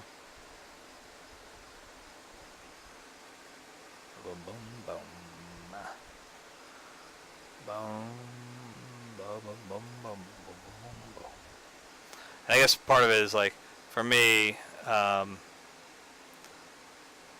like on a personal end, I mean, not super personal, but, like, I've been trying, you know, I complain a lot about work, and the reason is because I've been trying to leave for many years now. It's not even before my breakdown, I was trying to get the hell out of there. And I just can't seem to get out. And everywhere that ever calls me back, it's always they're always asking me to take like 30% less than what my bare minimum that I could take and not have to work a second job. Actually, correction, because I'm going to have to start a second thing soon. I'm going to start doing Uber soon, but like I wouldn't have to work a third job. Let's put it that way. You know, or have to completely, which would cause me to have to completely give up painting again. and I can't do that. So it's like I find myself frustrated when I'm trying to get through my day to day. Sometimes it's like, so I guess sometimes I'm thinking if I get like a viewer tonight, like an extra, another follower. I'm not trying to go anybody into following. If you do, if you're here and you're now a follower, you don't like it, don't follow. I'm not trying to.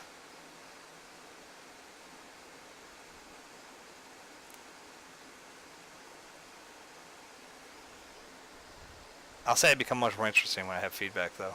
So somebody talking back. I will say that. I thought last night's was a very good episode. Or maybe it's just more interesting to me because I think to myself, I've heard all my stories. I don't even know which ones I've told on here before. You know what I mean? Like I'm sure I've repeated myself many times, and this is because I don't remember if I told them or not, and nobody's here talking, so I think of whatever came into my fucking head.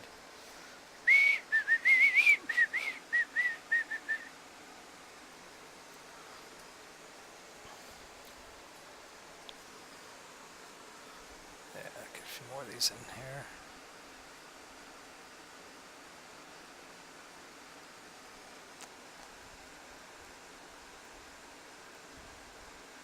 See, what I think we'll end up doing here is this nice,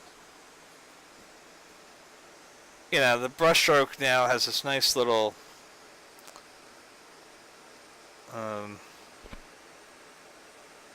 maybe I will make it, I mean, there's still going to end up being points where I'm going to have to make actual, like, grass leaves or whatever, blades, grass blades, they're called blades, can't think. But right now, the way it is even, I sort of like this idea of, you've got the chaotic brushstroke, all this shit, and then it becomes much more, like, focused here, and then we're going to have this, like, mid-range, it's going to be a little bit of column A, a little bit of column B, and then it's going to get back into, like, a structure.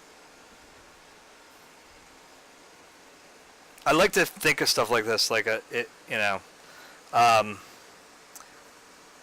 liken it to, like, musical compositions, and specifically, like, older classical kind of ideas. Yeah, a couple of, bands do sort of thing, but not really. It's not the same as it is in, like, classical music. Like I said, I've forgotten a lot about music theory from my time in college, but the stuff I do remember is like when you have like a call and response in music. Like you'll hear, the flute, and then like, maybe you'll hear it in a cello or something much deeper, like that type of back and forth that they have, or the flute will do the at one point, and then through the composition, they change keys, and then it becomes a or something. It's basically like the same kind of thing, but maybe a little lower or a little higher. Either way, I'm doing a terrible job explaining this because I have a terrible voice, but and I'm a moron when it comes to talking about music. But it's that kind of idea, like that we have a chaotic, and then an orderly, and then a chaotic, and orderly, like the natural, the man-made, the natural, the man-made. Do you know what I mean? I hope it makes sense. It's easier to explain if you looked at my which I didn't do on here. You'd have to go onto like my Society 6 store or my Facebook page to find the old photos of it. But my horse shed in winter has something like that going on, where it's like you have the background of the sky that's it's blue, blue. Then you get the like magenta kind of color going on in the trees. In the far background. Then you get like more of like the orangey green tones, as you're getting closer. Then you get to the horseshed area where it's a, an open field basically, and you have, the blue there again, like a pale blue for the snow. As you come back towards the getting closer to the foreground, there's a bunch of like brambles and weeds, and so again it has like a darker magenta and a darker yellow ochre tone. It's kind of going with the yellowish orangey colors, the green, the trees behind it, and it was designed in that way of, again, this kind of like a call and response to each other, and I think I did a pretty good job of it. I don't know.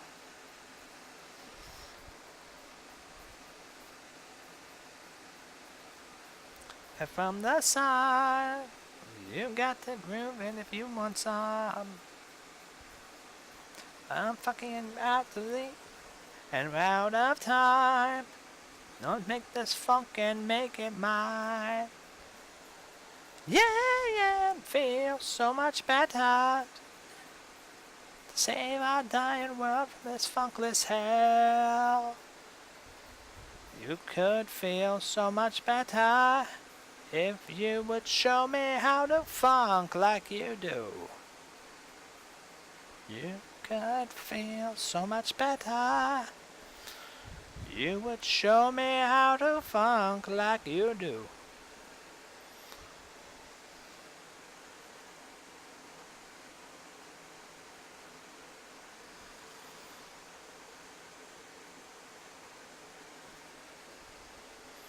You guys want to know how to funk like I do? Tough!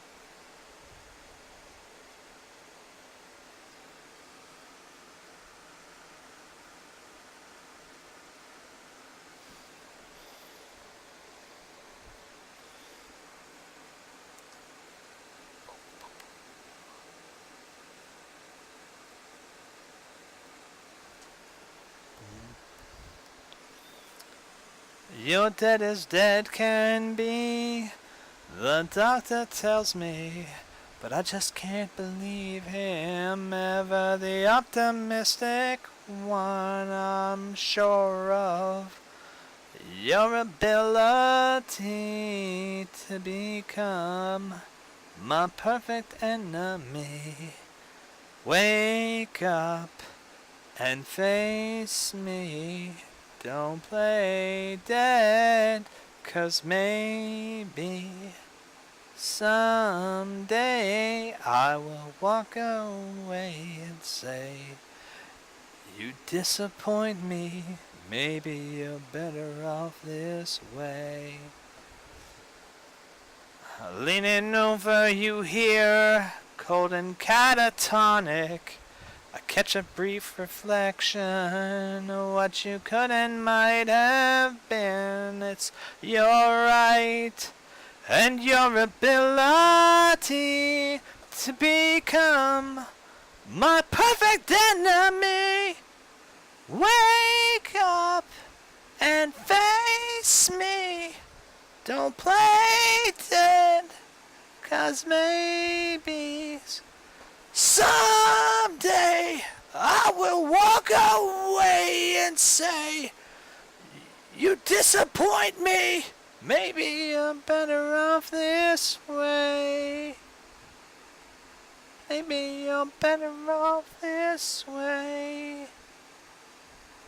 Maybe you're better off this way. Maybe you're better off this way. You're better off this. You're better off this. Maybe you're better off. You should face me. Don't play dead. Don't play dead.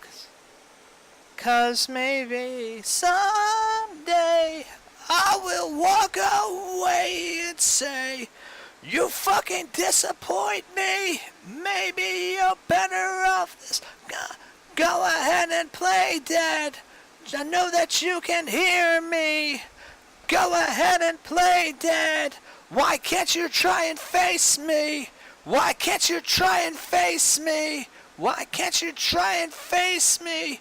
Why can't you try and face me? You fucking disappoint me. Passive aggressive bullshit.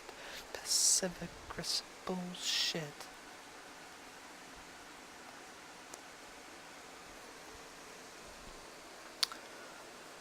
What else can I think of to talk about at this point? I'm so tired.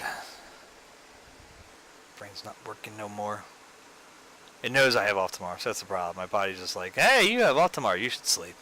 What's happening on the fucking way home? I was sitting there like, every time we stopped, my eyes would go, duh, like just out, and then,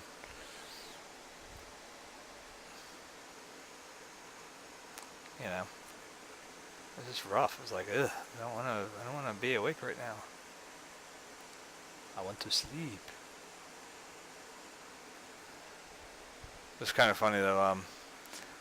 I've gotten into a thing now where, I'll be honest, for the most part, yesterday I was pissed off on my ride home. I won't lie. It's impossible to lie about that. Because yesterday was ridiculous. Today wasn't much better, but I've gotten past, I think, for at least a large bit of it, getting pissed off when I'm driving. Like really pissed off. Like I said, yesterday was a whole other animal, but for the most part, I don't even like someone cuts me off. I find myself where I don't want to say I ride their ass because that's not correct. That's not what I'm doing at all. I'm still at a good safe distance for the most part, but I try to make sure I'm close enough that they can see my face in the rear view, and I give them disappointed parent face. You know, we've all had it. We've all, you know, when we were kids, had some point where our parents said, I'm not mad, I'm just disappointed. And the look that they gave you, you know, and it was like, fuck, be mad! Be mad! You know, like,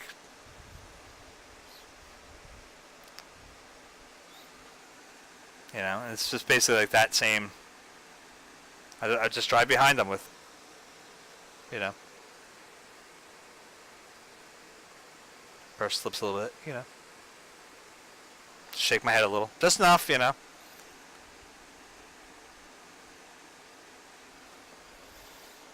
I'm not mad. I'm just disappointed in you.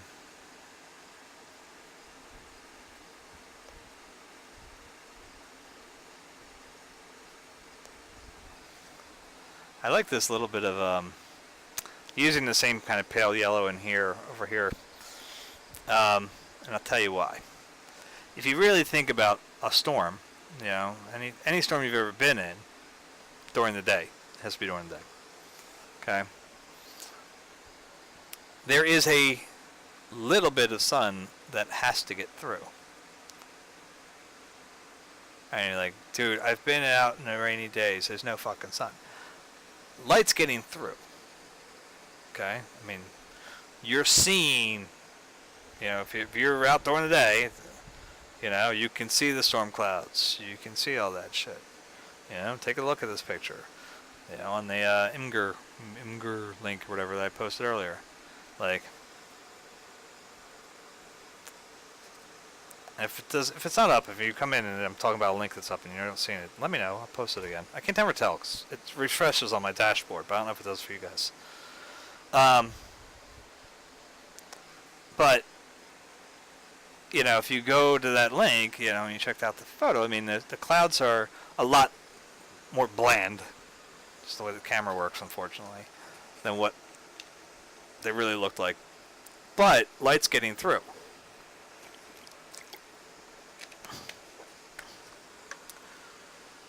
So having like a little bit of a pale yellow kind of touching this, it's like those little parts of the grass that are picking up that little bit of sunlight coming through.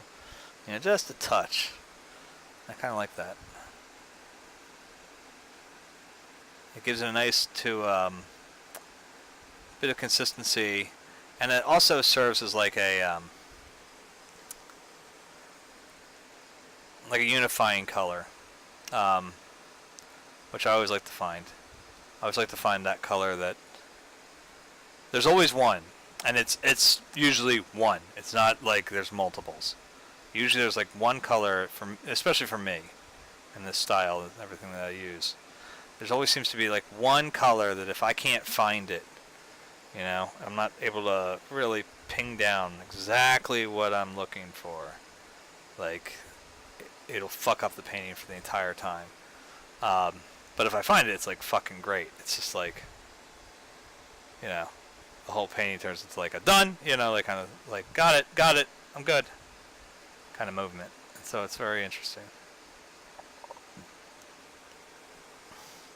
Portrait I did of my wife years ago, which I've mentioned on here before, back when we were dating. I did a portrait of her sleeping, and I'd worked on it for, at one point, the time I mentioned specifically is that I kind of I was up for 48 hours straight. I didn't eat. I drank a little bit. I smoked when I needed to, because I was still a smoker at the time. Obviously, I must have gone to the bathroom because I drank a lot of soda. I do know that because I don't remember doing it, but when I kind of came back out of it, so to speak, out of the fugue state, there were a shit ton of soda bottles everywhere. So I know I must have been drinking soda. But the thing was, what kind of triggered that was the fact I was looking for that color to make that painting work. And it ended up being an orange. Once I started throwing the orange in there, I felt like that painting caught on. But everything else I'd done before, it really wasn't clicking, it really wasn't finding itself. But once I threw that orange in there, it was like, here we go. It was darker, darker, darker.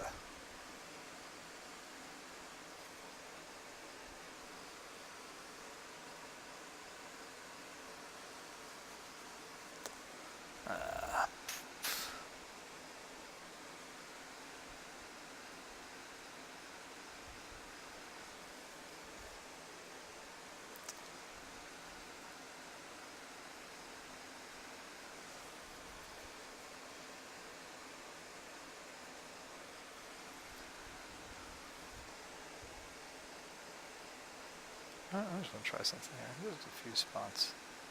Just that darker tone. I mean, I'm going to just want to put it in a few spots. I don't want it taking over anything. But just a few areas in here. Again, consider it like a mystery color. Yeah. Let it blend in pretty tight. I do like them. I do like mystery colors. And take a little bit of ultramarine. Especially this area right here where it's going to be kind of merging back in with it's like a little bit of the dirt's becoming visible and stuff. It'll make a nice little... That's where some of this red will come in nice here too. Throw in a few of these. Yeah. Right now they're not going to make much sense here.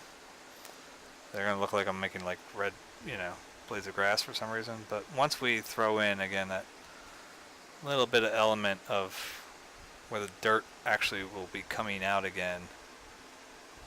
And we're going to have to, just by the nature of this beast, to kind of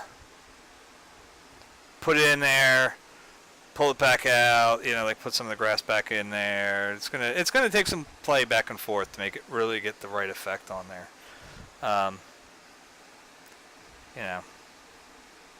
Because once we start on this, I'll just do it a little bit, throw in some of the orange and stuff. That'll eventually get mixed in with some of the yellow ochre and all sorts of other browns and stuff to play out nicely here.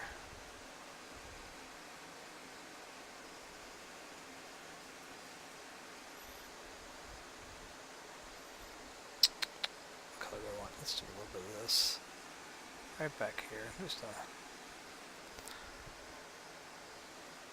trying to be subtle, and it's not really my thing usually, but I want to just make sure it's I shouldn't say it's not my thing. I do actually again, a few elements of my paintings to be subtle and unexpected. That is to say, I do want my friend Lou and his wife to stumble on things on occasion. To be forced to, every now and then, I'm trying to figure out how to say this, and not really insult my own work. But I did it with, I kind of said the same thing with, when I did the portrait of Trixie and the portrait of Wilma, is I wanted to, like, eventually a painting becomes just something on your wall.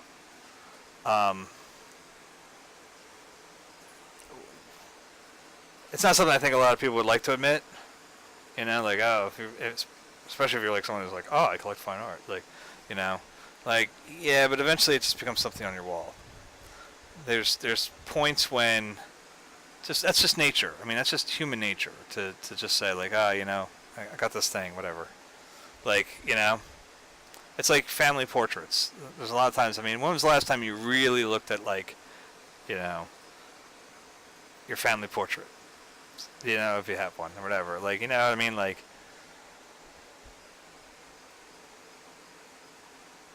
you know, or your kids' school pictures. Like, you get them, you go, oh, look, they're so nice. You put them up on the wall. And then when did you last really look at them? And I don't mean just like, oh, look, there it is. I mean, like, looked at it and went, oh, that's so nice a picture. Do you know what I mean? Like, there's times when, once it's on your wall, especially, like, of your house, it's like you're just there waiting for someone else to say something about it. So then you'll start talking about it. And again, I'm not trying to belittle anybody or belittle my own work or anything like that. I'm simply stating that it's just a point of being human. You know, like, you get used to seeing shit and you just put it out of your head. Like, you know, there's like all sorts of psychological reasons for that shit too. So it's not like it's you know, not busting open new ground here. But what I like to do with my paintings, especially, is that, you know, every now and then, though, when you do have something like this on your wall, and I think it's more something that I can do here than you can do in a kid's, you know, school picture or whatever, like, is there's those little elements that I can throw in that, you know, you may not even see it the first 30 times you look at the painting.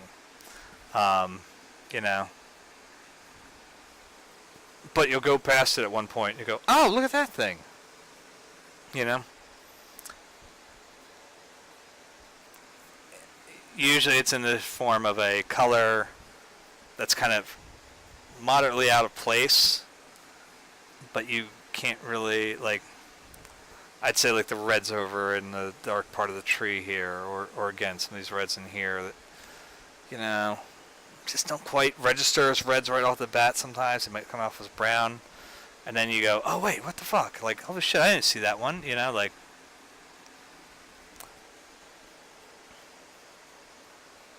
it's those little things I like to try to... Us to sleep, but now we're stressed out.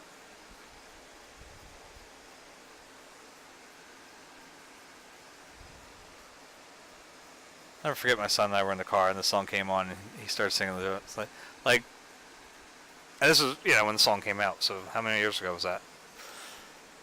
I mean, he was a kid. Like, I mean, he's still a kid, but, you know. He's like, singing, I'm like, when your mama used to sing you to sleep, shit, dude, like, that probably still sort of happens. I mean, really, I'm more likely to sing to them to sleep, but...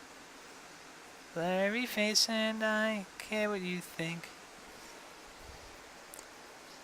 Like, you can't be feeling all nostalgic when you're like 8, you know? Like, wish we could turn back time to the good old days when the mamas sang us to sleep, but now we're stressed out. Wish we could turn back time to the good old days when the mama sang us to sleep, but now we're stressed out. I gotta be honest. I mean, like, I gotta go in soon and give the kids kisses goodnight. You know, that's a given. But I gotta be honest, I'm really happy with what we've gotten done tonight. There's some good shit happening here already. I didn't think it'd be this far along already. I'll be honest, I thought I'd be fighting still, but I'm like, I'll touch on a few spots here again and there, but Like, like I see, like I could use like a little bit of, like just darker, a little tint. Right in there. Just a little, how's your father, you know, kind of thing. Yeah.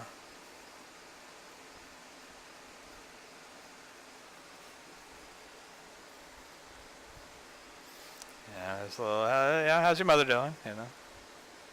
Still got those big hands, you know, like, I don't know. Talk like that to a person about their mother, it'd be weird. Da-da-da-da-da, yeah. Cardion Scalabuco. What's the rumpus?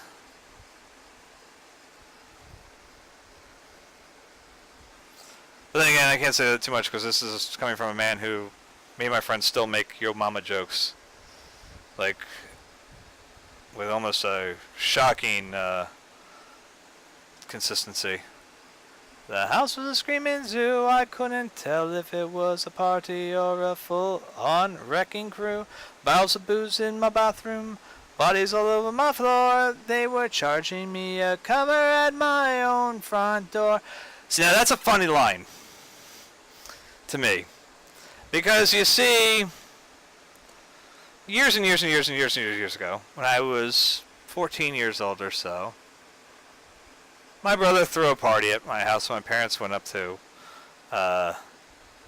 take my sister back to Penn State. And my brother charged me a cover just to be there. Mind you, this is after he also had me make a map, a detailed map of room to room of my mom's breakable shit, because we went and locked it away.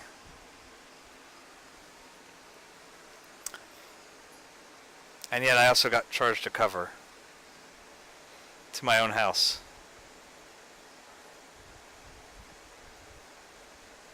And I was dumb enough to lie for him when my parents came back too. Though admittedly, it got him in more trouble. So, yeah, it's kind of funny. Because when they figured out that I lied for him, they blamed him for me lying for him.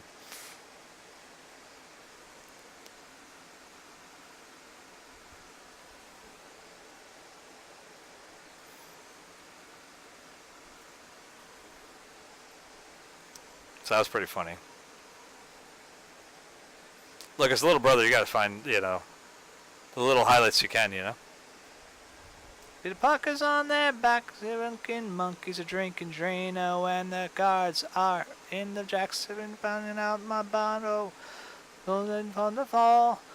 Music loud enough to shake the shingles off the wall. When the whole thing's over, there's gonna be hell to pay. When it's upside, downside, inside out. What more can you say? What more can you say? What more can you say? Way, da da da da da ya. What's a rumpus? Hey, da da da da da ya. What's a rumpus? Hey, ba da da da da ya. What's a rumpus? Cardion Scalabuco. What's a rumpus? Hey, da da da da da ya.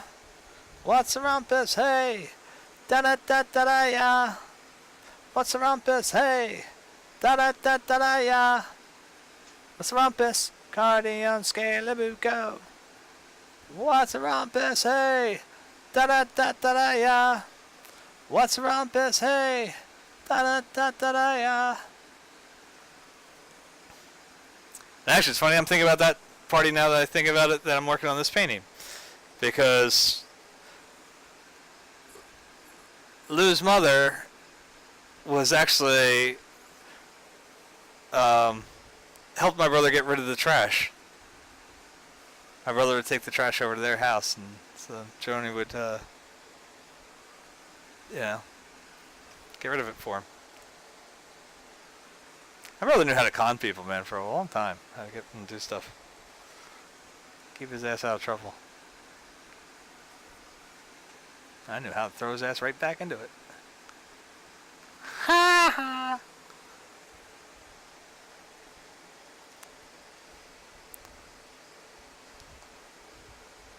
Love of mine, Someday you will die, but I'll be close behind and follow you into the dark. No blinding light, tunnels to gaze of white, just our hands clasped so tight, waiting for a hint of a spark. If heaven and hell decide that they both are satisfied, illuminate the notes on their vacancy signs. If there's no one beside you when your soul embarks, then I'll follow you into the dark. Youth school, as vicious as Roman rule, I got my knuckles bruised by a lady in black.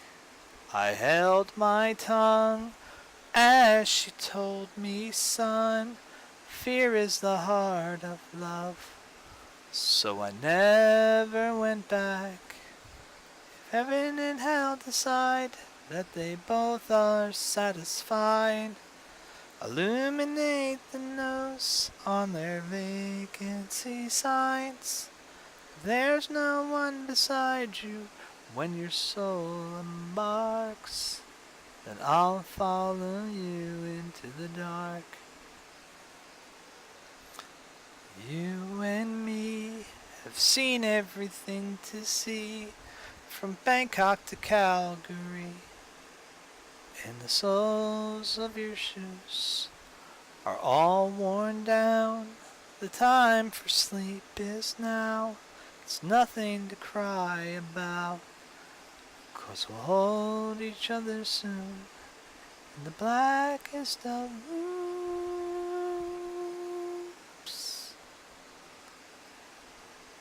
If heaven and hell decide that they both are satisfied, illuminate the notes on their vacancy signs.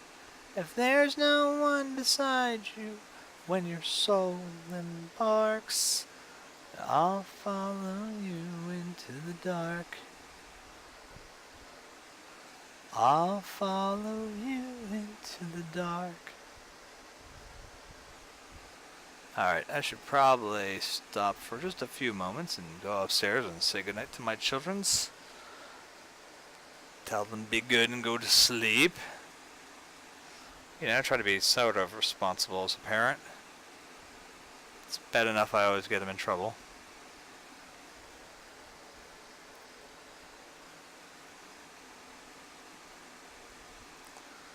I'm wondering how long it's going to be till my son just tells me he's flat sick of the joke I make every time. I have the PlayStation Network app on my phone, so every time he gets an invite to, you know, play Fortnite or whatever from his friends, you know, it's always Fortnite. I shouldn't say whatever. It's always Fortnite. You know, like, it'll send me like a little, you know, text or whatever. Not really text, like, you know, a notification that you know, so and so wants to play with you.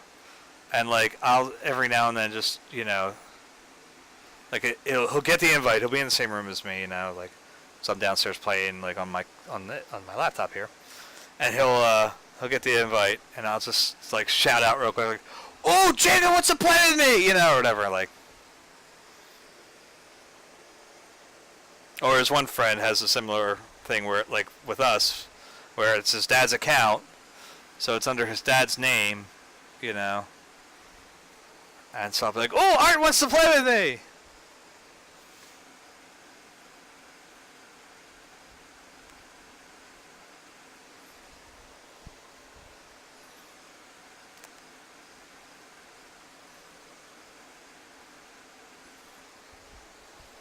And I'm wondering how long it's going to be till he just tells me that he's flat sick of that joke, Daddy, and I need to stop it. Of course, I'm also waiting for the day he just calls me Dad. Like, "Hey, Dad, can I have the keys?" It never happened with my daughter, my oldest daughter. She never really transitioned to, "Hey, Dad." But I think that's like normal, isn't it, sort of, for It's definitely more of a girl thing to still call your dad daddy or whatever. Like, right? I don't know.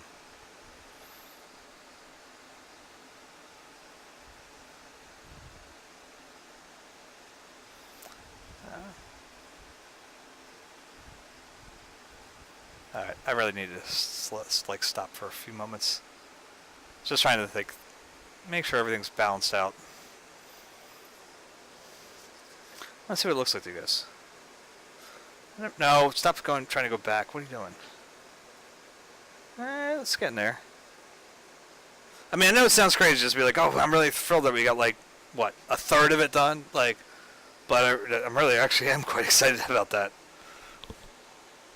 Because that means, like I said, I don't expect much from this road. This road should be like easy peasy, you know. So, if we get that, and again, I'm looking at it the way you guys are looking at it, and I know first off it's a little blurry, I need to fix it again. But, like, the windows don't look done in here, but they're much cleaner done here than they do on the camera. But what that tells me is that, like, if we can get this even, like, to, like, here. Yes, there will be more brushstroke that'll be more like that. But again, like I said, I got 4 hours, hopefully, tomorrow. Which should mean, if we get this done to here, even, that ain't 4 hours worth of work. Under no time scale, as slow as I fucking am, is that 4 hours of work for me.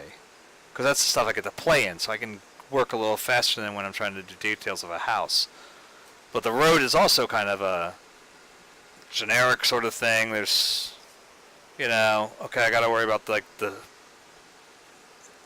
you know, dividing line, and that's about as far as it goes. So that's quite nice, actually. That definitely means Sunday should be a wrap up. So Sunday's episode may not be a full episode because we may wrap it up, and then I got nothing else to do right now. If it gets really, like, if it's sort of close to a full episode, or maybe if it's not even like a little bit, I don't know. We'll maybe I'll do something a little different. Like I can maybe I could switch it over so that you guys can like see like one of the things I did in House Flipper or something. This is a stupid thing. Or like I'll do like the Rocket League ball chasing website. I'll let you guys see what it looks, yeah, how that looks. We'll see.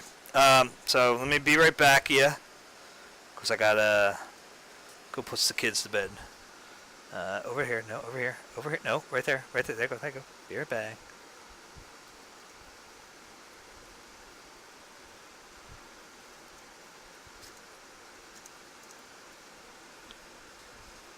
Okay, and that, and that. Back in a few moments.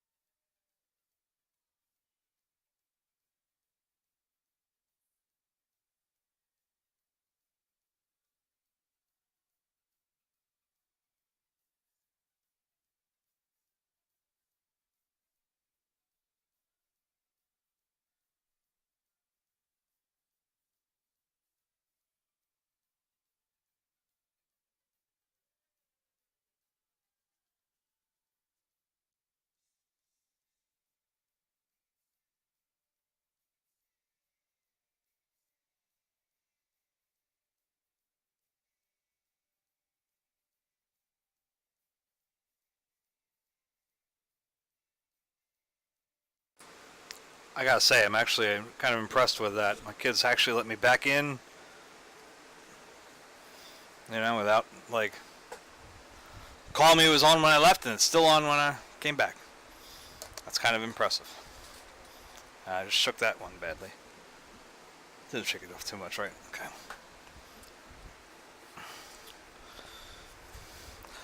I know, I go through paper towels like way too fucking much on here.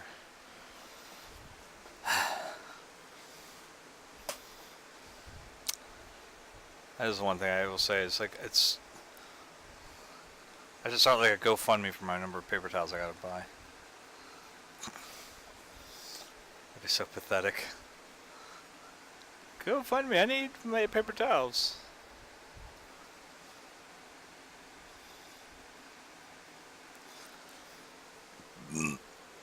Chick stick it. Call your lover, lover, lover.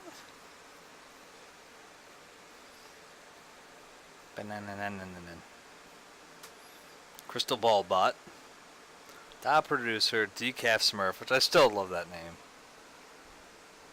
Just picturing this, like I said, I just end up picturing like a Smurf that's just, I don't know. I go both ways with it. I'm thinking that sometimes it's a Smurf that like probably should have caffeine, but they're just like, so they're always like bummed out kind of thing. But they're trying to make that healthier choice, And sometimes I think about it as the Smurf that like, they are going without caffeine, and they're going to let everybody in the fucking universe know about how they're making the happier lifestyle, healthier lifestyle choice.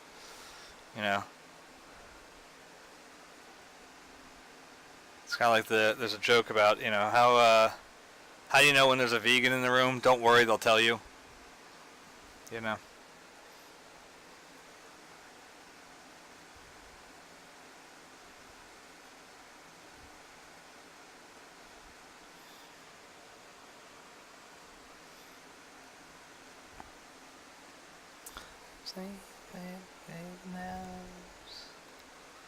See, I'm covering up some spots that are definitely like supposed to be this color too, though. So I should start like kind of altering back and forth between them.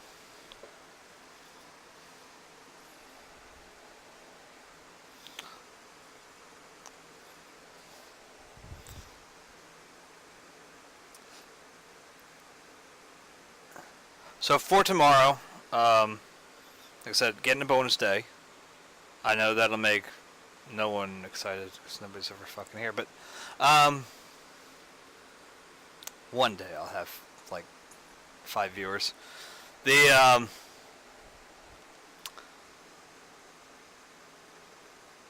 will be a bonus day tomorrow. I'm thinking, well, I know that it can't start before 10 because I gotta get my fucking car out to the shop. So I'm thinking likely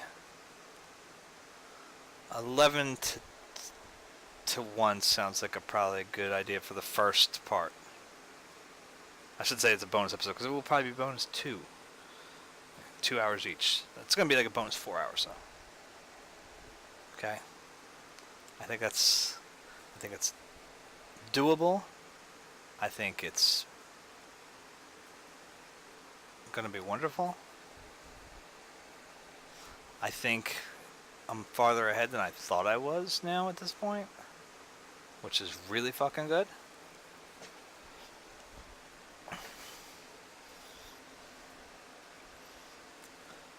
This, I'll be honest, is actually one of the hardest times for me usually when it comes to a painting, is when I'm getting kind of this close to the end.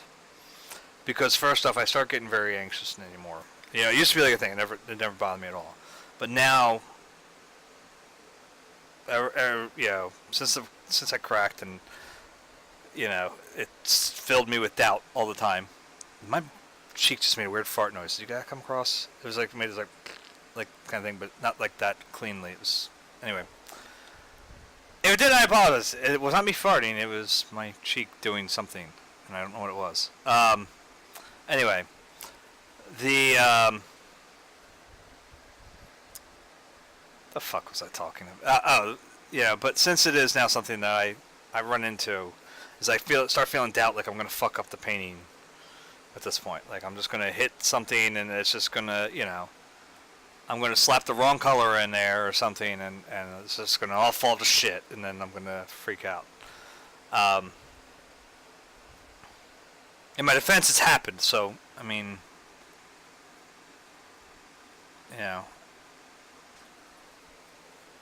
I just used to get over it a lot faster or something, or I just move on. I just throw the fucking painting out and do something else. Nowadays, I try to see everything through to the end, so now it's like it becomes a little more trepidatious when I get to this point, because it could mean like hours of back work and stuff to get back down to it. I don't want to be that quite. There we go. It's a little better. Chick stick it. Anyway,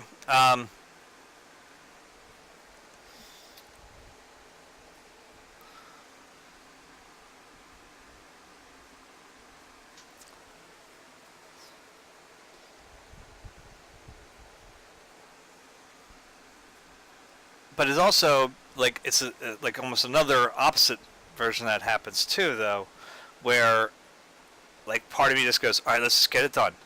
We'll get it done. We can go on to the next thing. And I'm not trying to sell the painting short. I'm not trying to sell Lou, short on his commission or anything like that. It's just like, my psychology is my psychology, unfortunately. So it's like I get to a point where it's like, all right, I want to be done with this one because that means I can do the next one. Yeah. And that happens a lot. Like, Is it a great thing? No, probably not. Is it a good thing? No, it's bad, bitch. For good or worse, makes you a switch. No.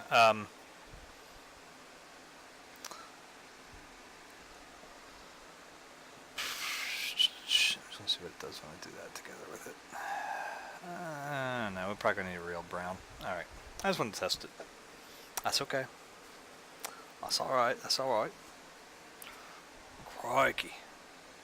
But the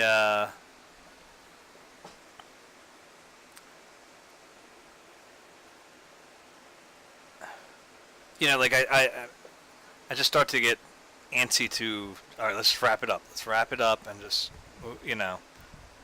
And again, I know it's something I can't do. I gotta get this done properly. And I know that with any painting I do, that's got to be done and finished legitimately.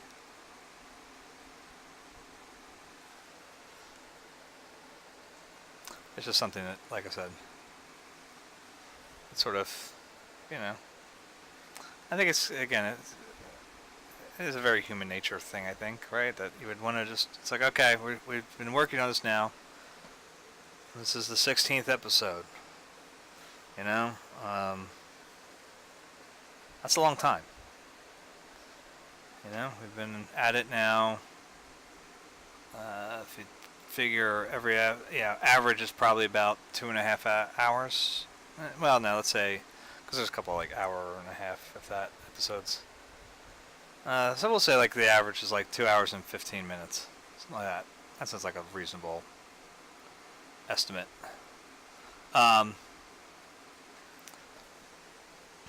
Okay. 2 hours, 15 minutes. All right, well, think about that for a second. It's times 16. Yeah, it's over a day's worth of work, easily.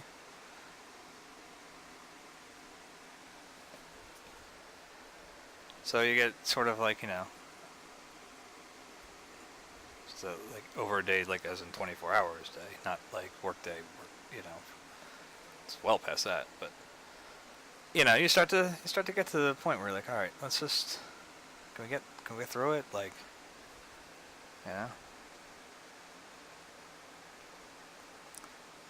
I wish I had the kind of ability to do more than one at a time. I don't think my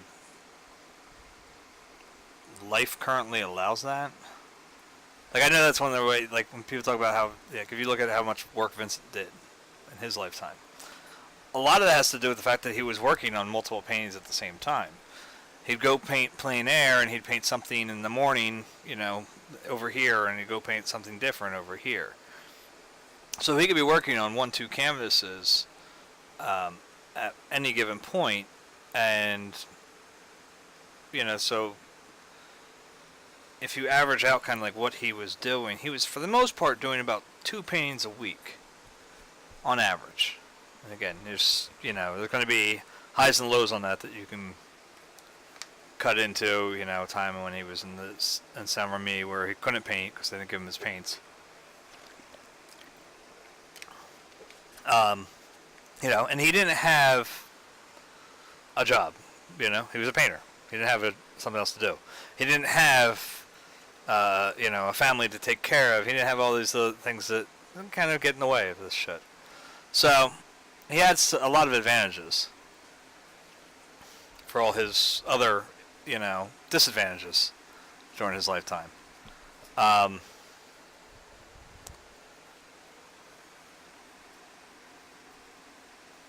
You know, I think if I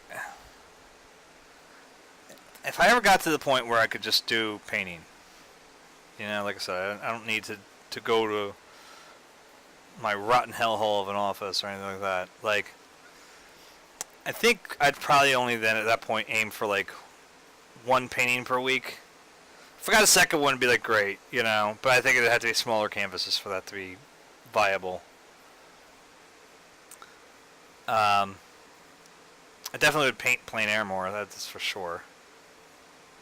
Or I'd certainly try to. Or if it were to come from this, like if I'm able to stream for 5 hours a day, you know, and I got to do it 5 days a week. Obviously I couldn't paint plein air as much, but I'd try to figure out a way if I could. I don't know how it would work out, 'cause I'm sure my cell phone provider would not want me using my cell phone to try to stream.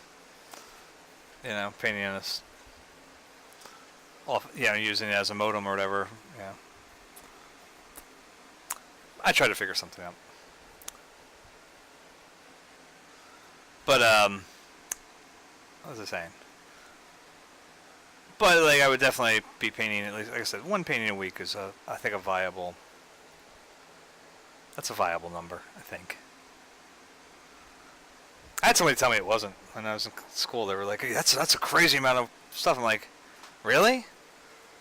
It's like, you know, like I didn't get to it. I eventually, unfortunately, hit some rocks that, mostly financial, that kept me from being able to buy the canvases that I needed to do that.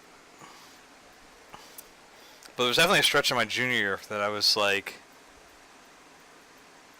I had like a little calendar too, like written out perfectly. Like, okay, we're going to start this painting on this day. We will finish it by this day. While I'm working on that, when I'm at home this day, I will stretch the canvases. And then when I'm here this day, I'm going to go to this museum or, you know, whatever. And like, I had all that stuff planned out very nicely at the time. Didn't last very long, but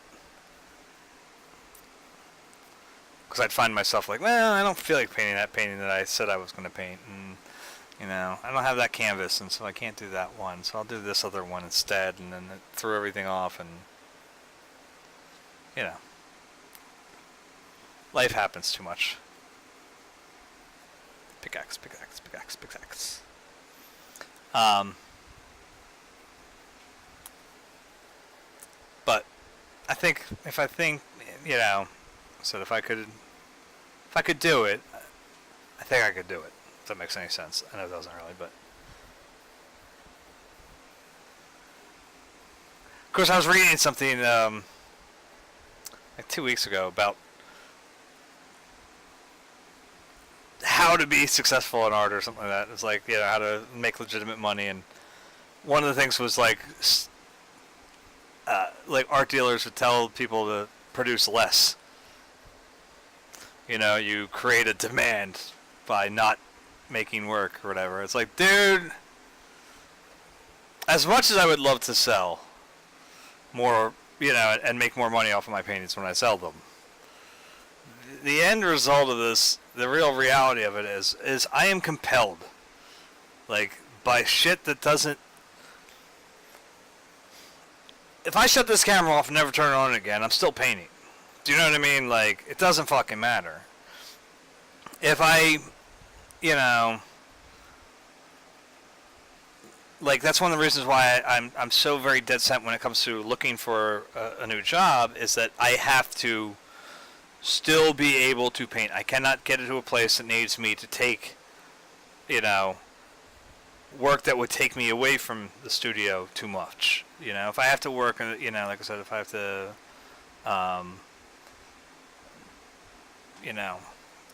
do Lyft or Uber or whatever, like that's a different thing.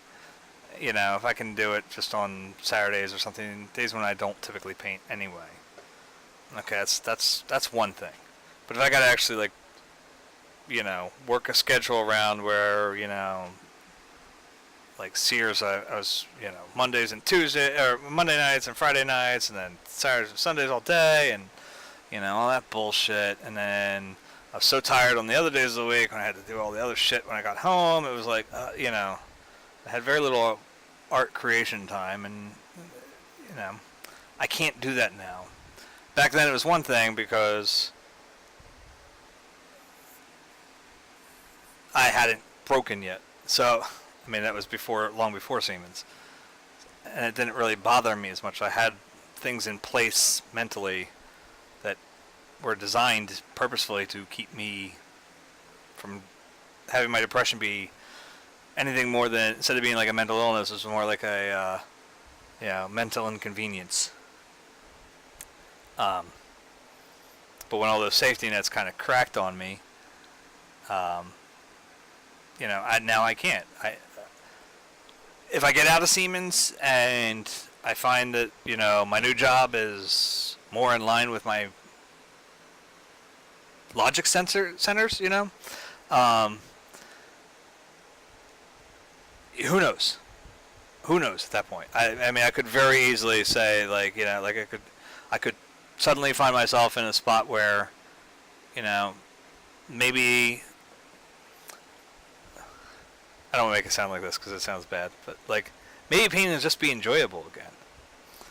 And what I mean by that is that, like, it used to be something that, I definitely wanted to do. I wanted to say certain things in my work, and I wanted to give certain ideas, through them or whatever, but it wasn't required. Like, I right now need this, exactly to keep this schedule and to keep things going, because if I don't, even if I break it a slight bit, goddamn, even on vacation I was starting to lose it because I wasn't here. Not to be, not here, I don't give a shit. I don't want to say I don't give a shit, but I have to be here. This is just a means, of keeping it on schedule and maybe getting one or two new people to see my work. Because I got shit to say. Got things that I'd like to have people notice. I belong. I think after this song we'll be done for the night. Between she's been lying and I've been thinking, I am the Rain King. I say, mama, mama, mama, why am I so alone? I can't go outside, I'm scared I might not make it home. But I'm alive, I'm alive. Well, I'm sinking in. If there's anyone in your place, darling, why don't you invite me in? Don't try to lead me, 'cause I've been here before and I deserve a little more. I belong in the service of the Queen. I belong Anywhere but in between, she's been crying. I've been thinking I am the Rain King. Well, I have all of these boxes, street miss anyone.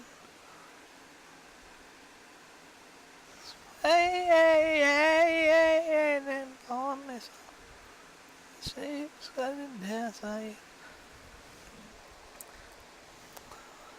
after all the dreaming, I've come home again.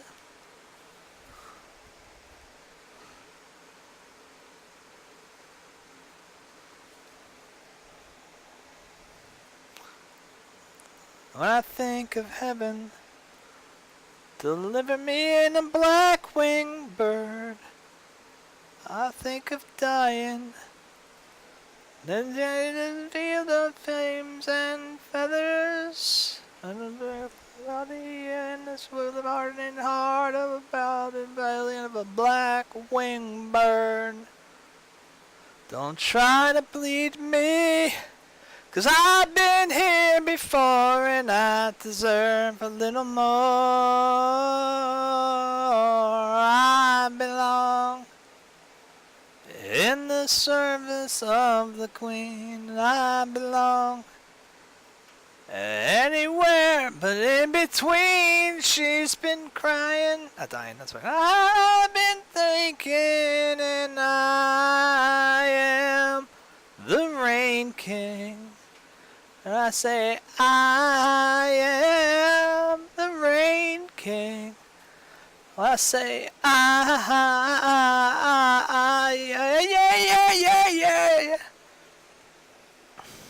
Am the Rain King. Yeah! Love that. Sorry. Had to do it. Alright, so we're going to close that one out.